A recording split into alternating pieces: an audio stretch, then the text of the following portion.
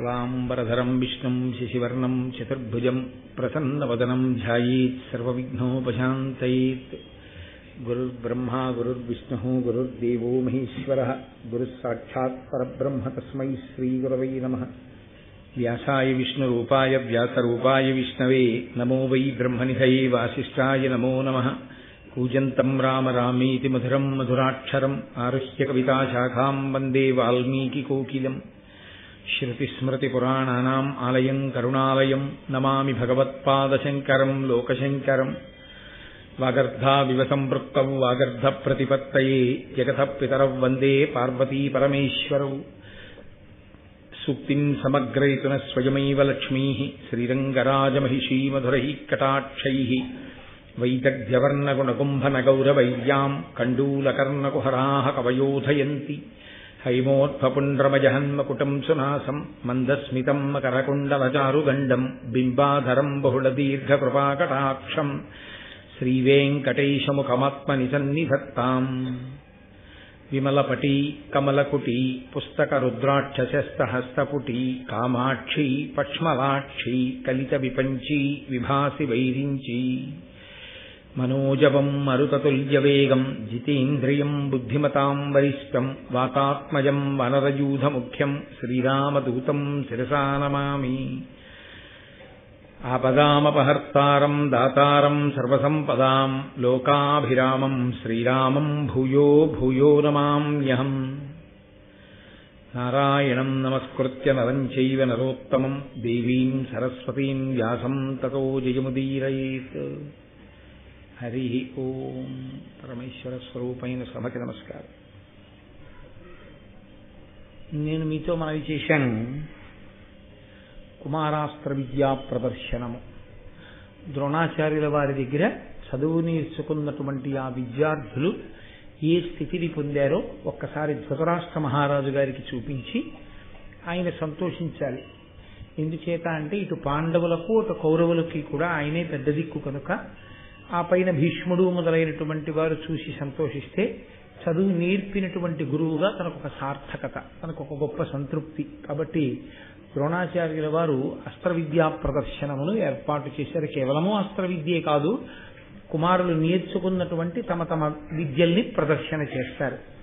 మహానుభావుడైనటువంటి ద్రోణుడు తెల్లటి బట్టలు కట్టుకుని మెడలో పుష్పహారం వేసుకుని నిలబడ్డాడు. పిల్లలందరికీ ఒంటికి ఎర్రచందనం రాసి ఎర్రటి పుష్పమాలలు అలంకరించి తీసుకొచ్చి వరుస క్రమంలో నించోబెట్టారు. పెద్దవాడైనటువంటి ధర్మరాజు ముందు, ఆయన పక్కన భీమసేనుడు దుర్యోధనుడు సమవయస్కులు, ఒక్కరోజు పుట్టినవాడు కాబట్టి వాళ్ళిద్దరూ, ఆ పక్కన మిగిలిన అర్జునుడు నకులుడు సహదేవుడు మిగిలినటువంటి దుర్యోధనుడి యొక్క సోదరుడు, వీళ్ళందరినీ నించోబెట్టారు. ప్రధానంగా ముఖ్యమైనటువంటి వాళ్ళ యొక్క విద్యా ప్రదర్శనం గురించి వ్యాస మహర్షి ఏమి నన్నయ్య గారు ఏమి మాట్లాడతారు. మొదట ధర్మరాజు గారిని తీసుకొచ్చారు. ధర్మరాజు గారు తాను నేర్చుకున్నటువంటి విద్యని ఆయన ప్రదర్శించారు.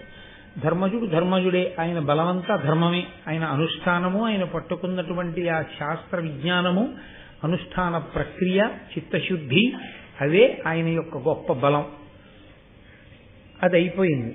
ఇప్పుడు ధృతరాష్ట్రుడు గాంధారీ సహితుడై, గాంధారియే కాకుండా ఆమె యొక్క చెల్లెళ్ళు 10 మందిని కూడా వివాహం ఆడాడు. కాబట్టి ఆ 10 మంది గాంధారితో కలిసి కూర్చుని ఉన్నాడు ఒక గృహంలో. అనగా ఆయన కూర్చోడానికి వేరుగా నిర్మాణం చేసినటువంటి మందిరం అది. అందులో కూర్చున్నాడు.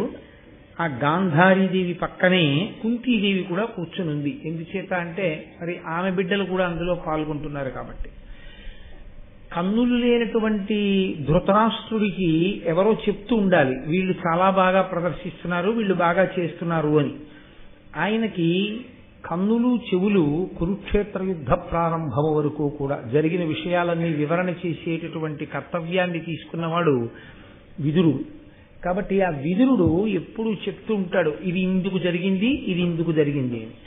ధృతరాష్ట్ర మహారాజు గారి జీవితంలో మిగిలిపోయినటువంటి చాలా మంచి లక్షణం అంటూ ఏమైనా ఉంటే విదురుడితోటి చెలివి. ఆ విదురుడు సోదరుడైనా ఆయన మంచి చెప్తాడు కాబట్టి పక్కన పెట్టేయలేదు. తాను చెడు చేస్తున్నా, చెడు ఆలోచిస్తున్నా విదురుణ్ణి మాత్రం పిలిచి పెద్దపీట వేసి పక్కన కూర్చోపెట్టుకునేవాడు. కూర్చోపెట్టుకుని ఆయన్ని ప్రశ్నిస్తూ ఉండేవాడు. ఎవ్వరూ లేనప్పుడు రాత్రులంతా నాకు నిద్ర పట్టట్లేదని విదురుణ్ణి పిలిచేవాడు. విదురుడు నిద్ర పట్టని వాళ్ళు కొంతమంది ఉంటారు, దొంగతనం చేసేవాళ్ళు, ఇతరుల స్త్రీల యందు వ్యామోహంతో ఉండేవాళ్ళు, తనది కానిది తనదిగా చేసుకుందామన్న పాపపుటాలోచన కలిగిన వాళ్ళు. ఇటువంటి వాళ్ళు నువ్వు నిద్ర పట్టకపోవడానికి ఇందులో ఏ వర్గానికి చెందినవాడివి, లేకపోతే ఏదైనా రోగం ఉండాలి బాధ పెడుతూ శరీరంలో, నీకేమిటి కారణం, ఎందుకు నిద్ర పట్టదని అడిగేవాడు. అడిగితే ఉన్న మాట ఉన్నట్టు చెప్పేవాడు. నాది కానిది నాది చేసుకుందామని ప్రయత్నం చేసేవాడిని. పాండుకుమారులకు రాజ్యము ఇవ్వకుండా నా బిడ్డలకు దక్కేటట్టుగా ప్రయత్నం చేస్తుంటాను, అందుకు నిద్ర పట్టదు అని చెప్పేవాడు. కానీ విదురుడు ఆయనకి నీతి బోధ చేస్తుండేవాడు. ఆ విదురుడితో పెట్టుకున్నటువంటి సాంగత్యం కారణంగా శ్రీకృష్ణ పరమాత్మ యొక్క విశ్వరూప దర్శనాన్ని చూడగలిగాడు. పరమాత్మ ఇచ్చినటువంటి దివ్యమైన నేత్రముల చేత జీవితంలో కనీసం సత్సంగం అనేటటువంటిది, సత్పురుషుడితోటి సాంగత్యం అనేటటువంటిది ఎంత అవసరమో, ఎందుకు విడిచిపెట్టకూడదు మనకి భారతం నిరూపణం చేస్తుంది. కాబట్టి ఎప్పుడు విదురుణ్ణి పక్కన పెట్టుకుని ఉంటాడు ధృతరాష్ట్రుడు. సరే, ధర్మరాజు గారి విద్యా ప్రదర్శనం పూర్తయింది. భీముణ్ణి దుర్యోధనుణ్ణి ఇద్దరిని పిలిచాడు ద్రోణుడు. పిలిచి వాళ్ళిద్దరిని ద్వంద్వ యుద్ధం చేయమన్నారు. ఎందుకంటే ఇద్దరు నేర్చుకున్నది ప్రధానంగా గదాయుద్ధమే. కాబట్టి ఇద్దరు గదాయుద్ధాన్ని ప్రారంభం చేశారు. ఇద్దరి మధ్య ప్రారంభమైనటువంటి గదాయుద్ధం కేవలముగా వాళ్ళు నేర్చుకున్నటువంటి ఆ విద్యని ప్రదర్శించడానికి ప్రారంభం చేసిన దానిగా లేదు. ఎందుచేత అంటే నన్నయ్య గారు ఒక మాట అన్నారు, వీళ్ళు విద్యా ప్రదర్శనానికి వచ్చి నిలబడినప్పుడు వాళ్ళ కనుకొలుకులు ఎర్రబడ్డాయి అన్నారు. అంటే ఆంతరమునందు దుర్యోధనుడికి పాండవుల మీద కక్ష. ఈ దుర్యోధనుడు మన మీద కక్ష పట్టి ఉన్నాడు కాబట్టి దుర్యోధనుడి కన్నా పైచేయిగా ఉండాలన్న పాండవుల కోరికే. వీటి రెండిటి చేత వాళ్ళ కనుకొలుకులు ఎర్రబడ్డాయి. అందున భీమ దుర్యోధనులకు అవకాశం దొరకాలి, కానీ వాళ్ళ కడుపులో ఉన్నటువంటి కక్షని పగని వాళ్ళు దాచుకోలేరు. అందున ఇద్దరూ కలియబడేటటువంటి సన్నివేశం ఎక్కడైనా కనపడితే అది చాలా తీవ్రంగా ఉంటుంది భారతంలో. కాబట్టి ఇప్పుడు వాళ్ళిద్దరినీ ద్వంద్వ యుద్ధం చేయమన్నారు. అంతే. ఆ గదాయుద్ధం ఎంత ఘోరంగా ప్రారంభమైందంటే, అది ఎవరో ఇద్దరు అన్నదమ్ములు వాళ్ళు నేర్చుకున్న విద్య ప్రదర్శించడానికి అక్కడ గదాయుద్ధం చేస్తున్నట్లు లేదు. అవకాశం చిక్కితే ఇద్దరిలో ఒక్కరే అక్కడ ఉన్నటువంటి ఆ రంగస్థలం మీద మిగలాలన్నంత క్రోధంతో కొట్టుకుంటున్నారు. అవనీచక్రము పాదఘాతహతి నల్లాడంగా అత్యుగ్ర భైరవ హుంకార రవంబునన్ వియదగారం బెల్ల భేదిల్ల పాండవ కౌరవ్య గదా విఘట్టన మకాండ ప్రోత్థమై భావి పాండవ కౌరణ్య రణాభిసూచన పటిష్టం వయ్య ఘోరాకృతిన్. నన్నయ్య గారు స్పష్టంగా ఒక విషయాన్ని తీర్పు చెప్తున్నారు. అవనీచక్రము పాదఘాతహతి అల్లాడంగా, వాళ్ళిద్దరి యొక్క ఆ యుద్ధమునందు కలిగినటువంటి ఆవేశము చేత ఒండరులు భూమి మీద తిరుగుతూ వాళ్ళు గదలు పెట్టి కొట్టుకుంటుంటే ఈ భూచక్రమే గడగడలాడిందిట. అత్యుగ్ర భైరవ హుంకార రవంబునన్ విజదగారం బెల్ల భేదిల్లా, వాళ్ళు ఆ గదతో కొట్టుకునేటప్పుడు శక్తిని బాగా ఎంత శక్తిని విడుదల చేసి ఆ గదయందు ప్రవేశపెడితే ఆ గదాఘాతము అంత తీవ్రంగా ఉంటుంది. ధనుర్విద్యలో బాణం వేసేటటువంటి వాడు మంత్రప్రయోగం చేస్తాడు, అందుకని మౌనంగా ఉంటారు. ఉండి ఆ మంత్రాన్ని ఒక్కసారి స్ఫురించగానే దాన్ని ఆ బాణం మీదకి ఆవాహన చేసి విడిచిపెడతారు. అందుకని విలువిద్యయందు పెద్ద కేకలు అరుపులు ఉండవు. కానీ గదాయుద్ధం అటువంటిది కాదు. గదాయుద్ధం శరీర బలానికి సంబంధించినటువంటిది. ఈ శరీర బలానికి సంబంధించిన విషయంలో ఒక మెళకువ ఒకటి ఉంటుంది. కేవలం బలాన్ని ప్రదర్శించడానికి మీరు ఒంట్లో ఉన్న బలాన్ని ఉపయోగించడం పూర్తి స్థాయిలో ఎప్పుడు కుదురుతుందంటే ఆ గదతో యుద్ధం చేసేటప్పుడు నోటితో పెద్ద అరుపు అరుస్తూ ఉండాలి. అలా అరవకుండా శరీరంలో ఉన్న బలం పూర్తిగా ప్రకటన అవ్వదు. అందుకే మీరు చూడండి, ఆఫీస్లో కూర్చుని ఫైల్స్ పట్టుకుని ఉద్యోగం చేసేవాడు ఎంత నిశ్శబ్దంగా ఉంటే అంత బాగా పనిచేస్తాడు. చాలా కఠినమైనటువంటి బరువులెత్తి కష్టపడేవాడు ఎంతంత కేకలేస్తే అంత బాగా పనిచేస్తాడు. మీరు చూడండి, పెద్ద పెద్ద ఇనప కమ్మిలవి మోసేవాళ్ళు, ఏదైనా బరువైనటువంటి దాన్ని తోసేవాళ్ళు, దానికి ఏ అర్థమేమి ఉండదు. వాళ్ళు ఏదో ఒక పాట అందరూ కలిసి, నేను ఫుడ్ కార్పొరేషన్లో పనిచేస్తున్నప్పుడేమి ఇప్పుడు చేస్తున్నాను, ఆ వ్యాగన్స్ తోస్తూ ఉండేవారు. తోసేటప్పుడు అది శరీర బలానికి సంబంధించిన విషయం కదండి. ఒకడు ఏదో పాట, దానికి అర్థం ఉండదు. రాజమండ్రి రైలు అంటారు, హై సోప్ అంటుంటారు. రాజమండ్రి రైలు ఏంటిది, అందులో బియ్యం బస్తాలేసి అంటే ఆ పాటకు అర్థమేమి ఉండదు. ఏదో ఒకటి హుట్ అన్నాడు అనుకోండి, దూకేటప్పుడు బాగా దూకగలుగుతాడు. నిశ్శబ్దంగా దూకన్నారు అనుకోండి, ఓ అడుగు ముందుకే దూకుతాడు. అది ఆ అరుస్తే తప్ప, అది పెద్ద కేకల నోట్లోంచి వస్తే తప్ప దానికి తగినట్టుగా ఉండదు ఆ యుద్ధం. ఎంత భీకరంగా ఉందంటే వాళ్ళ కళ్ళు అలా ఉన్నాయి. వాళ్ళు గదని ఆ ప్రహారం చేసేటప్పుడు వాళ్ళ శరీరంలోంచి విడుదలవుతున్న శక్తి గదలోకి ప్రవేశించి గద తాకుతున్నా, ఆ గద శరీరానికి తగిలినా అయ్య బాబోయ్ ఆ ప్రహారానికి ఇంకా బ్రతికొండడమే అన్నట్టుంది. పైగా వాళ్ళు అరుచుకుంటూ కొట్టుకుంటుంటే ఆ అరుపులకి ఆకాశం బద్దలైపోయిందా అన్నట్టుంది. అంత పెద్ద అరుపులు అరుస్తూ కొట్టుకుంటున్నారు. పాండవ కౌరవ్య గదా విఘట్టన మకాండ ప్రోత్తమై పాండవ కౌరణ్య రణాభిసూచన పటిష్టం భయ్య ఘోరాకృతి. ఇది రాబోయేటటువంటి కాలంలో కురుక్షేత్ర యుద్ధం ఎలా ఉంటుందో తలపింపచేస్తోంది అన్నారు నన్నయ్య గారు. అంటే అక్కడ యుద్ధం రాజ్యం కోసం చేసుకున్నారు. రాజ్యం కోసం యుద్ధం చేసుకున్నప్పుడు మనసులో కోరికతో కొట్టుకున్నారంటే, నువ్వు ఉండకూడదని కొట్టుకోవడం ఎలా కొట్టుకున్నారో ఇప్పుడు కూడా అలాగే కొట్టేసుకుంటున్నారు. అంటే అది విద్యా ప్రదర్శనమైందా, రణోత్కంఠగా మారిపోయిందా? అంటే ఇంకా కొంతసేపు వాళ్ళని అలా విడిచిపెట్టారనుకోండి, పరిణతి లేదు. ఇంకా పిల్లలు ఎవరు ధర్మం తప్పినా లేదా ధర్మంగా కొట్టుకున్నా ఎవరో ఒక్కరు మాత్రమే మిగిలారనుకోండి, అది విద్యా ప్రదర్శనం ఎందుకు అవుతుంది? అది యుద్ధమే అయిపోతుంది. రెండు, అది చచ్చిపోలేదు ఎవరు ఇద్దరిలో, కానీ ఒకడు ఓడిపోయాడు, ఒకడి చేతిలో ఉన్న గద ఎగిరిపోయింది, నేల మీద పడిపోయాడు. రెండవ వాడు గద ఎత్తి కొట్టబోయే సమయంలో ఓడిపోయానని అంగీకరించాడు. ఇది ఎవరి వైపు జరిగిన ఈ ఓటమి అన్నది పరిణామములు ఉత్తర క్షణం తీవ్రంగా ఉంటాయి. పరిస్థితి తీవ్రంగా ఉంది. కౌరవ పాండవుల మధ్య సఖ్యత లేదు, ప్రాణాలే తీసుకోవడానికి సిద్ధంగా ఉన్నారు. ఇంకా రాజ్యం పంపకం అవ్వలేదు, ఎవరికీ యవరాజ్య పట్టాభిషేకం జరగలేదు, కానీ ప్రాణాలు తీసేసుకోవడానికి సిద్ధంగా ఉన్నారు. ప్రత్యేకించి భీమ దుర్యోధనులు ఇద్దరికి పుట్టుక దగ్గర నుంచి అంత పగ. పుట్టింది ఓ రోజునే, పగ ఓ రోజే పుట్టింది వాళ్ళిద్దరి మధ్య, అంత పగ. కాబట్టి ఇప్పుడు ద్రోణుడు చాలా దూరాలోచన కలిగినటువంటి వాడు, మహానుభావుడు.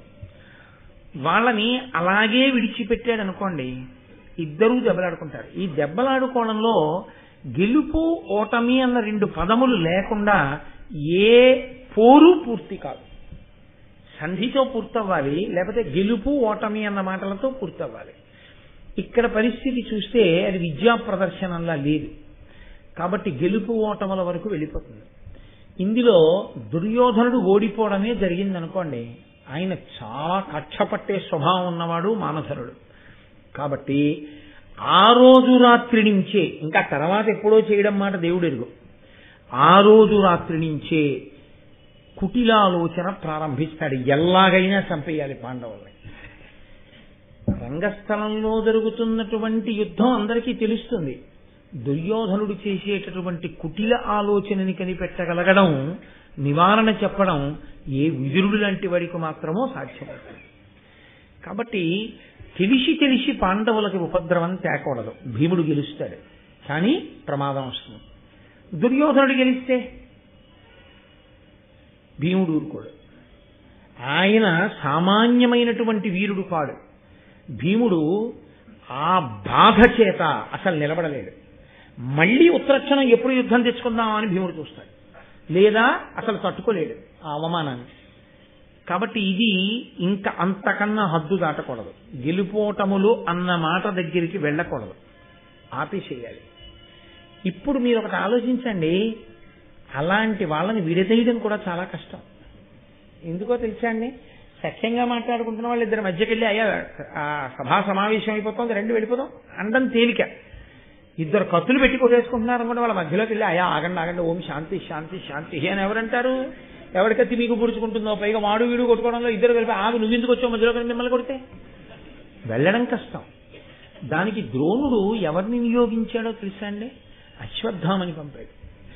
అంటే అశ్వత్థామ శక్తిని మీరు తక్కువ అంచనా వేయలేరు, ఆయన ధైర్యాన్ని తక్కువ అంచనా వేయలేరు. పైకి బ్రాహ్మణ కుమారుడు, కానీ ఆయన తేజస్సు అటువంటిది, ఆయనకేం భయం లేదు. ఆయన వీళ్ళిద్దరి మధ్యలోకి వెళ్ళి విడదీశాడు. విడదీయవలసినంత అవసరం ఏమిటి? ఏ గురువు గారు విద్యా ప్రదర్శన ఆరంభించారో ఆ గురువు గారు మళ్ళీ ఆగండి అంటే ఆగాలి. అంటే తన ఆగండి అంటే ఆగే స్థితి దాటిపోతే కదా ఇంకోటి పంపించాల్సి వస్తుంది. అంటే వాళ్ళిద్దరినీ కలిపి వదిలారో ఆపడం గురువుగారి తరం కూడా కాదన్న విషయం తెలిసిపోతాం.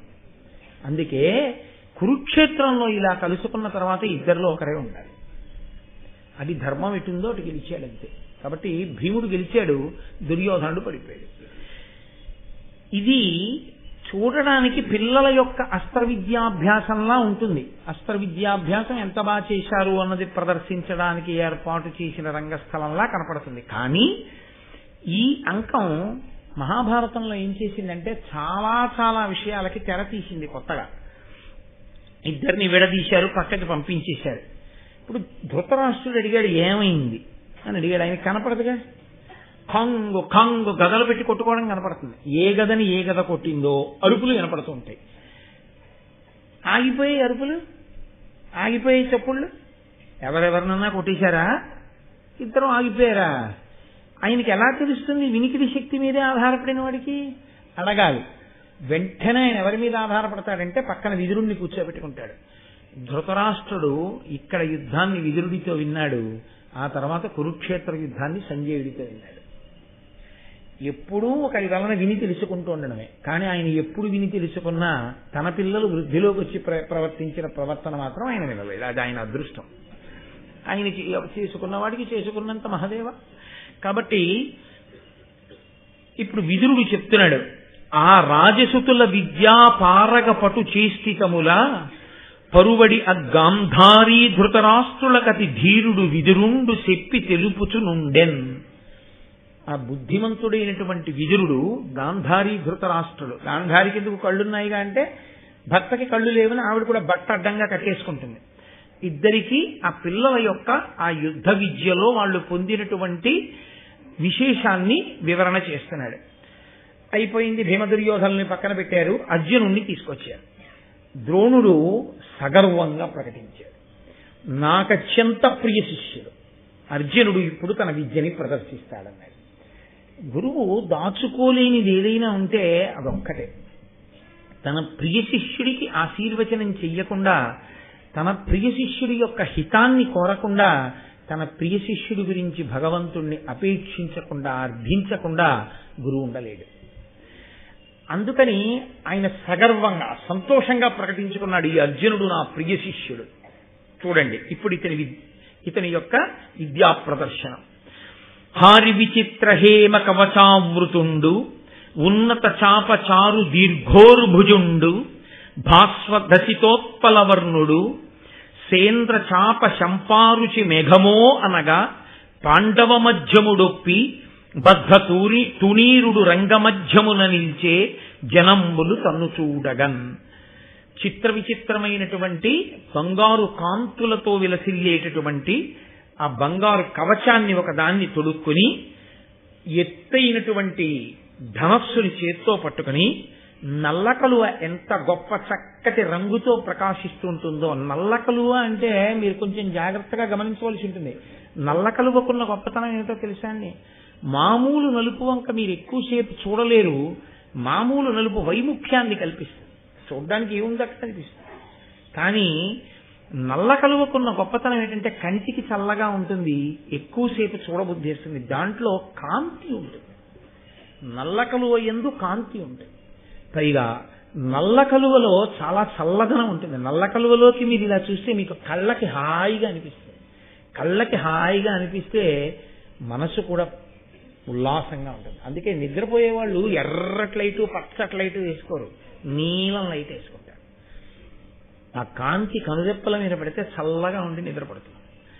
అందుకని నల్లకలోకి అదొక శక్తి. అది కేవలం నల్లగా ఉంటుందని మీరు అనుకోకూడదు. అందులో ఒక అద్భుతమైన కాంతి ఉంటుంది. అది బహుధా ఆకర్షణీయం. అసలు యథార్థంగా చెప్పాలంటే తెల్ల కలువ కన్నా ఎర్ర కలువ కన్నా చాలా అందమైన కలువ ఏదో తెలుసా అండి? నల్ల కలువే. అందుకే శంకరాచార్యులు వారు అమ్మవారి కన్నుల గురించి చెప్తే దృశాద్రాఘీయస్యా దరదలిత నీలోత్పల రుచా అంటారు. అందున విచ్చుకోకుండా ఉండేటటువంటి నల్ల కలువ అందమే వేరు. ఆ మధ్యలో దుద్దు కొంచెం ఇలా లోపలికి విప్పి చూస్తుంటే అడుగున నీటి బిందువులు కూడా ఉంటాయి. ఎంత అందంగా ఉంటుందో ఆ తడి. అమ్మవారి కన్ను గుడ్డుకి ఎప్పుడు తడి ఆరిపోయిన కన్ను ఉండకూడదు కదా. అమ్మవారి కన్ను అంత అందంగా ఉందని చెప్పడానికి శంకరాచార్యుల వారు దాన్ని ఉపమానంగా స్వీకరించారు. అర్జునుడి యొక్క దేహ కాంతి అంత నల్ల కలువ యొక్క కాంతితో ఉంటుంది. కానీ మన వాళ్లకున్న గుణం ఏమిటో తెలుసా అండి? దేవతల రంగులు మార్చేయడం అంటే మన వాళ్ళ తర్వాత. అసలు దేవతలు ఏ రంగులో ఉంటారో ఆ రంగు అంటే వాళ్ళు పుట్టుకతో ఏదో వచ్చిన రంగు కాదు, అది వాళ్ళ గుణాన్ని ప్రకటిస్తుంది. ఆ రంగు అసలు మనం వెయ్యం. పరమశివుణ్ణి ఎక్కడ చూడండి నీలంగా ఉంటాడు. అదేం ప్రారంభమో నాకు అర్థం కాదు. ఆయన అసలు నీలంగా ఉండనే ఉండడు. ఆయన స్ఫటికమణి నిభం తెల్లగా ఉంటాడు. నల్లగా ఉంటుంది. మా అమ్మ పార్వతీది అమ్మవారిని ఎర్రగానో తెల్లగానో అమ్మవారిని వేస్తారు, నల్లగా పరమేశ్వరుణ్ణి వేస్తారు, నీలంగా తీసుకెళ్లి హనుమని నిల్చోబెడతారు. ఆయన బంగారుపు ముద్ద ఎలా ఉంటుందో అలా ఉంటారు. ఆయన బంగారు కాంతితో ఉంటాడు. ఆయన అసలు ఆ బంగారు రంగే వేరు హనుమకి. తెల్లగా ఉంటుంది. సరస్వతీదేవి, శంకరుడి చెల్లెలు సరస్వతి, అందుకని వాళ్ళిద్దరూ తెలుపు. విష్ణువు చెల్లెలు పార్వతి, అందుకని వాళ్ళిద్దరూ నలుపు. బ్రహ్మగారి చెల్లెలు లక్ష్మి, అందుకని వాళ్ళిద్దరూ ఎరుపు. ఏ అన్నా చెల్లెలు ఆ రంగులో ఉంటారు. కానీ మన వాళ్ళ రంగులు వేరు. సరే, ఇప్పుడు ఆ రంగులు, దాని గుణాలు, దాని విశేషం, దాని విచిత్రం, ఆ బంధుత్వాలు అంత వేరే శాస్త్రం. ఇప్పుడు మళ్ళీ ఆగడం ఎందుకు. కానీ కాబట్టి నల్ల కలువ ఎలా ఉంటుందో అటువంటి కాంతితో అటువంటి వర్ణంతో ఉన్నాడు అర్జునుడు. ఆయన ధనస్సు పట్టుకు నిలబడితే ఎలా ఉన్నాడంటేట ఇంద్రధనస్సు మెరిసినటువంటి నల్లమబ్బు ఎలా ఉంటుందో అలా ఉన్నట్టు. అది నిజంగా చాలా గొప్ప అందం.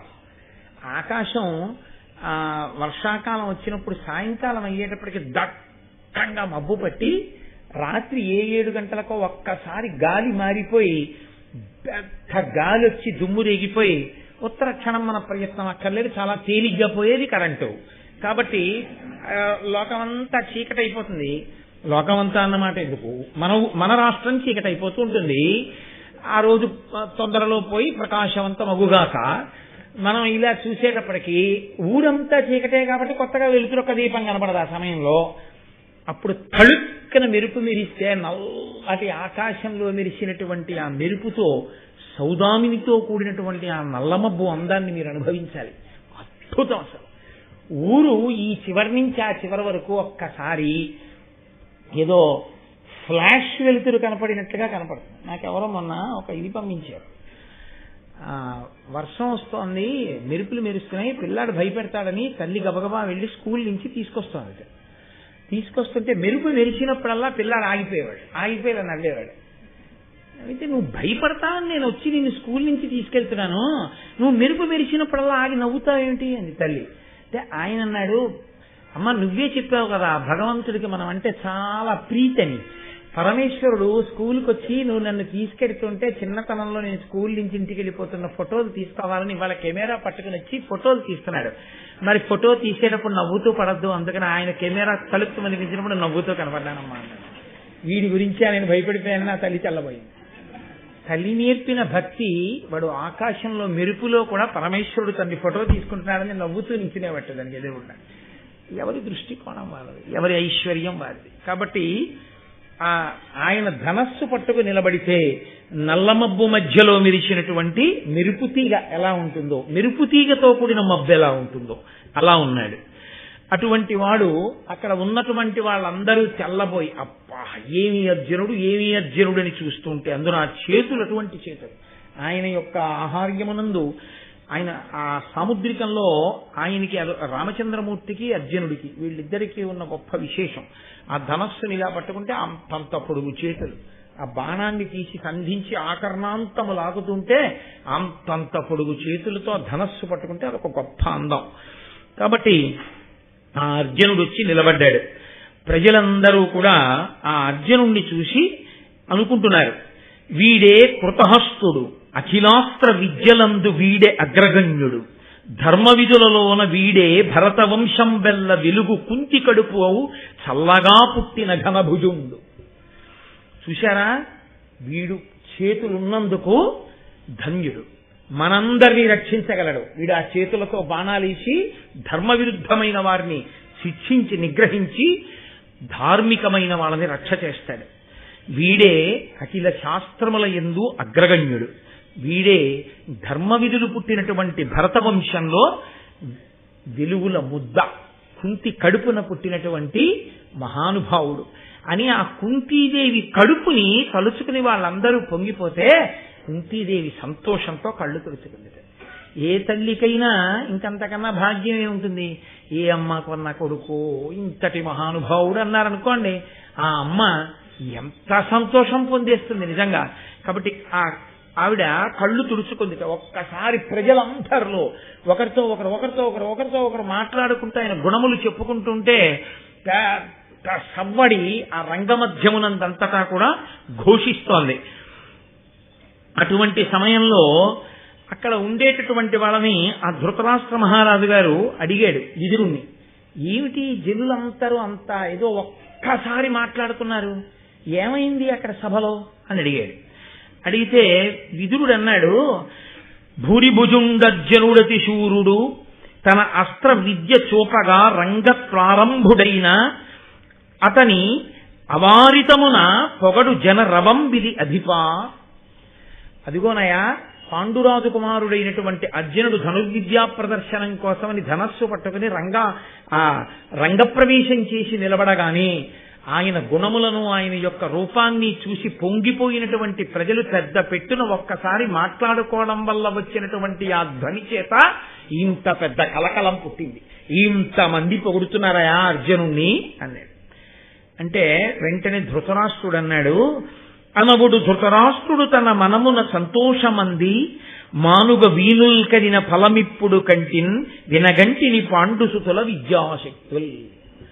ఇన్నాళ్లకి కళ్ళు లేకపోయినా చెవులున్నందుకు ధన్యత పొందాను. ఆ పాండురాజు నా తమ్ముడున్నాడే, నా తమ్ముడు పాండురాజు కొడుకులు ఇంతగా ప్రజలలో కీర్తిని పొందారని, వాళ్ళని చూస్తే ప్రజలు ఇంత సంతోషపడిపోతున్నారని విని నేను ఎంత ఆనందం పొందుతున్నానో అన్నాడు. అని ఆయన నోటి వెంట ఒక అనకూడని మాట ఒకటి దొల్లిపోయింది. ఒక్కొక్క పుణ్యకాలమునందు నోటి వెంట వచ్చినటువంటి మాట అలాగే ఉంటుంది. ధృతరాష్ట్రుడి నోటి వెంట ఒక మాట వచ్చింది. ఆయన అన్నాడు, భూరి నిజద్యుతితోడ బృధారణి సంభూత పాండవగ్నిత్రితయంబారగా అస్మత్ కుల దురితోరుతారణ్య దాహమున్నతి చేయున్. ఇదిగో కుంతి అనబడేటటువంటి అరణి నుండి ఉద్భవించినటువంటి త్రేతాగ్నుల వలె ఉన్నటువంటి ఆ ధర్మజ భీమ అర్జునులు అనబడేటటువంటి ముగ్గురు ఉన్నారే, వాళ్ళు నా వంశంలో పుట్టిన పాపాన్ని కాలుస్తారు అన్నాడు. ఎవరా పాపం ఎక్కడుంది? తన వంశంలో, తన బిడ్డల రూపంలోనే ఉంది. కాబట్టి ఇప్పుడు వాళ్ళు ఏం చేస్తారు? తన బిడ్డల్ని చంపేస్తారు. కాబట్టి పాండుపుత్రుల చేతిలో తన పుత్రులు నశించిపోతారు అన్న వాక్కు తనకి తెలియకుండానే తన నోటి వెంట ధృతరాష్ట్రుడు అనేశాడు. అంటే అంత సంతోషించాడు. ఆ సంతోషంలో ఆయన నోటి వెంట వచ్చినటువంటి మాట మాత్రం వేరొక రకమైనటువంటి ఫలితాన్ని ఇవ్వడం భారతంలో సత్యం అవుతుంది. ఇప్పుడు అర్జునుడు తన యొక్క విలువిద్యా ప్రదర్శనాన్ని ప్రారంభం చేశాడు. ఆగ్నేయ శరమున అతి భీకరగ్నియు వారుణాస్త్రమున దుర్వారజలము అనిలబాణంబున అధికానిలంబును మేఘాస్త్రమున మహామేఘచయమును పుట్టించు మరియును భూమి బాణంబున భూప్రవిష్టుండగు భూరి ఘోర శైల బాణంబున శైలరూపమును దాల్చు వీరుండు అదృశ్యాస్త్ర విద్య పేర్మి తానదృశ్యదేహుండగు తక్షణంబా హ్రస్వుడగు దీర్ఘుడగు సూక్ష్ముడగు రయంబుతోళ రథ మధ్య గతుడగు దుర్గతుండునగు మహీతల గతుడగు అద్భుతముగా. ఆ అర్జునుడు తనకి ద్రోణాచార్యుల వారు ఉపదేశం చేసినటువంటి మంత్రముల చేత ధనుర్వేదంలో ఏ స్థితిని పొందాడో చూపిస్తున్నాడు. ఆగ్నేయ శరమున అతి భీకరాగ్నియు, ఆగ్నేయాస్త్రాన్ని ప్రయోగించి భయంకరమైనటువంటి అగ్నిహోత్రాన్ని సృష్టించాడు. వారుణాస్త్రమున దుర్వార జలము, ఆయన వెంటనే వారుణాస్త్రాన్ని ప్రయోగించి పెద్ద నీటిని సృష్టించాడు. చిత్రం ఏమిటంటే అర్జునుడు విలువిద్యా ప్రదర్శనం చేస్తున్నప్పుడు అందరూ సంతోషించారు. భీమ దుర్యోధనులు కొట్టుకుంటున్నప్పుడు సభ రెండు కింద విడిపోయింది. భీముడి వైపు వాళ్ళు దుర్యోధనుడు నశించాలని, దుర్యోధనుడి వైపు వాళ్ళు భీముడు నశించాలని, వాళ్ళిద్దరి మధ్య పగ ప్రేక్షకుల్లో కూడా వెళ్ళింది. అర్జునుడి విషయంలో అందరూ సంతోషించారు. కాబట్టి వారుణాస్త్రమున దుర్వార జలము, అనిల బాణంబున అధికానిలంబును, మేఘాస్త్రమున మహామేఘచయము, వాయవ్యాస్త్రాన్ని ప్రయోగించి బ్రహ్మాండమైనటువంటి గాలిని సృష్టించాడు. మేఘాస్త్రమును ప్రయోగించి గొప్ప మేఘాలు సృష్టించాడు. అలాగే భూమి బాణాన్ని వేసి తాను భూమి లోపలికి వెళ్ళిపోయి మళ్ళీ భూమిలోంచి పైకొచ్చాడు. అలాగే శైల బాణాన్ని ప్రయోగించి తాను ఒక పెద్ద పర్వతం కింద మారిపోయాడు. మళ్ళీ తాను మామూలు రూపాన్ని పొందేశాడు. అదృశ్య బాణాన్ని ప్రయోగించి తాను అదృశ్యమైపోయాడు మేఘనాథుళ్లాగా. మళ్ళీ ఆ రంగస్థలం మీద ప్రత్యక్షమైపోయాడు. అంతలోనే వేరొక మంత్రాన్ని ప్రయోగించి తాను భూమి మీద పొట్టివాడైపోయాడు. అంతలోనే మళ్ళీ యథాస్థితిని పొందాడు. మళ్ళీ అంతలో ఇంకో మంత్రప్రయోగం చేసి తాను చాలా పెద్దగా పొడుగ్గా ఉన్నవాడిగా అయిపోయాడు. అంతలోనే సూక్ష్మ శరీరం ఉన్నవాడిగా అయిపోయాడు. అంతలోనే పరిగెత్తుకుంటూ వెళ్ళిపోతున్నటువంటి ఏనుగుల మీద, గుర్రాల మీద, రథాల మీద ఎగిరి దూకాడు, వాటిని నడిపాడు. అంతలోనే ఒక గుర్రాలతో కూడినటువంటి రథం వేగంగా వెళ్ళిపోతుండగా పరిగెత్తుకుంటూ వెళ్లి ఎగిరి దాని నొగల మీద కూర్చుని ఆ గుర్రాల కళ్యాలు పట్టుకుని ఆ రథాన్ని సక్రమమైన మార్గంలో నడిపాడు. పరిగెత్తేటటువంటి సింహం, పులి, పంది ఇలాంటి వాటిని విడిచిపెడితే ఒక్కొక్క దాని నోట్లో 5 బాణాలు తప్పున ప్రయోగం చేశాడు.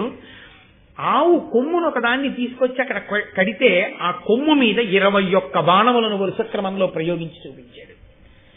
ఇన్నిటిని ఏకధాటిగా, ఇంకా మాట్లాడడానికి ఏం లేదు భీమ దుర్యోధనుల యుద్ధంలాగా.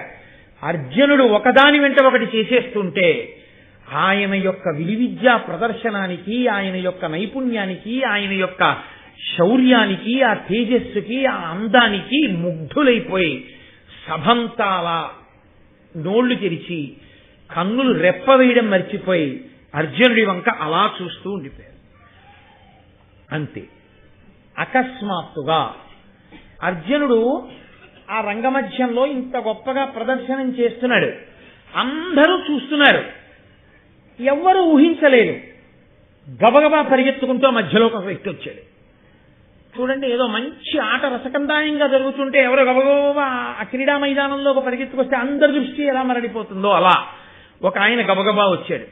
సాలప్రాంశు నిజోజ్వల కవచు శశ్వత్కుండలోద్భాసితున్ బాలార్క ప్రతిమున్ శరాసనధరున్ బద్ధోగ్రస్త్రింశు శౌర్యాలంకారు సువర్ణవర్ణు ఘను కర్ణాఖ్యున్ జగత్కర్ణ పూర్ణాలోలగ్గును చూచి చూపరు ప్రభూతాశ్చర్యులై రచ్చటన్. ఆ వచ్చినటువంటి వాడు మెరిసిపోతున్నటువంటి సహజమైన కుండలాలు. అవి తెచ్చిపెట్టుకున్నవి కావు.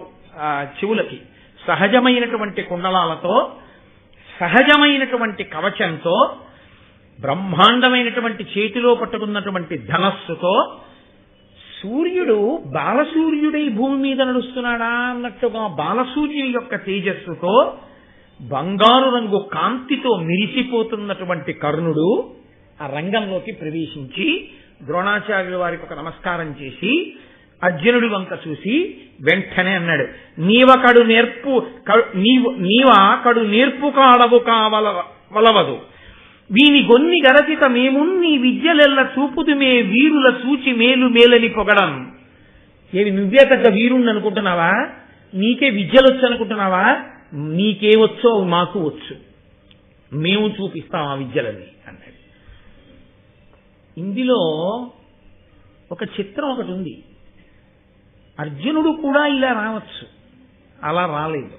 గురువుగారు వెళ్ళమన్నప్పుడు వెళ్ళాడు, గురువుగారు ఆ విద్యా ప్రదర్శనం చెయ్యమన్నప్పుడు చేశాడు. కర్ణుడు కూడా రావచ్చు, తప్పేం లేదు. కానీ కర్ణుడు వచ్చేటప్పుడు గురువుగారి అనుమతి వేడి గురువుగారు ఎలా విద్యా ప్రదర్శనం చెయ్యమంటే అలా చెయ్యాలి. అంతేకాని అంతమంది పెద్దలు కూర్చునుండగా అంతకుముందు విద్యా ప్రదర్శనం చేశాడు ఒక వ్యక్తి, నువ్వు చెయ్యగలవు, అర్జునుడితో ఎందుకు? ఆయన ఏమైనా నేనే చేయగలేని వాడినని కానీ ఒక్క మాట అర్జునుడు ఇప్పటి వరకు మాట్లాడినట్టు భారతంలో ఏమైనా ఉందా? ఏమీ లేదు. గురువుగారు చేయమన్నారు, ఆయన చేశాడు. అర్జునుడిని ఎందుకు తెప్పిపడవడం?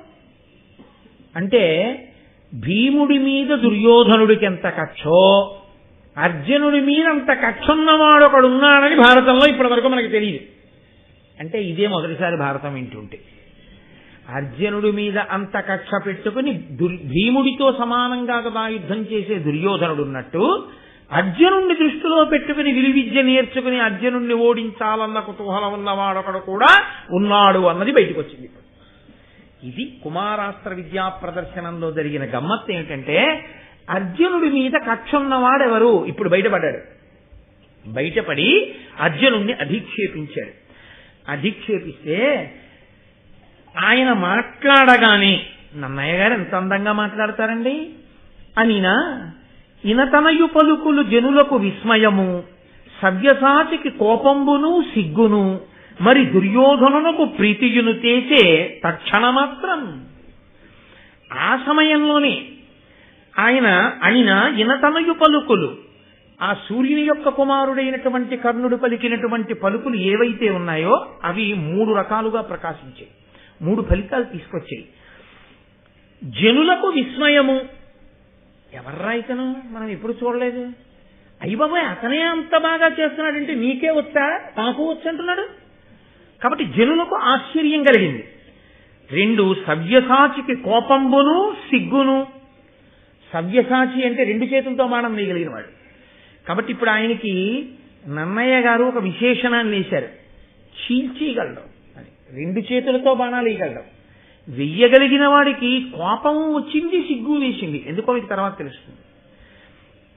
కాబట్టి సవ్యసాచికి కోపంబును సిగ్గును మరి దుర్యోధనునకు ప్రీతియును చేసే తక్షణ మాత్రమును. దుర్యోధనుడికి చాలా ప్రీతి పొంగింది కర్ణుడి మీద. ఎందుకు?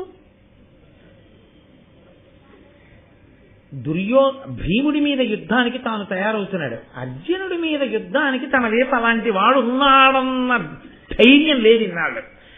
అన్న ఒకడు దొరికాడు. వాడు అర్జునుడికి స్నేహితుడు కాడు. స్నేహితుడైతే ఇలా మాట్లాడు.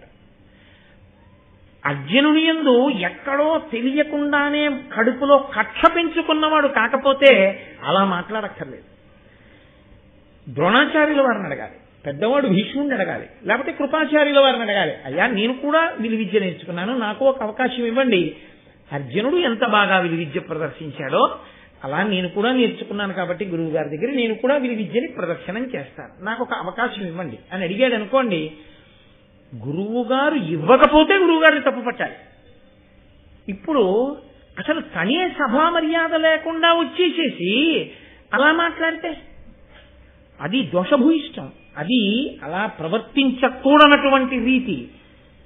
కాబట్టి ఏది తెలుస్తోందంటే దుర్యోధనుడికి ఇన్నాళ్ళు ప్రకటనమైపోయింది కక్ష, ప్రకటన అవని కక్ష కర్ణుడిది.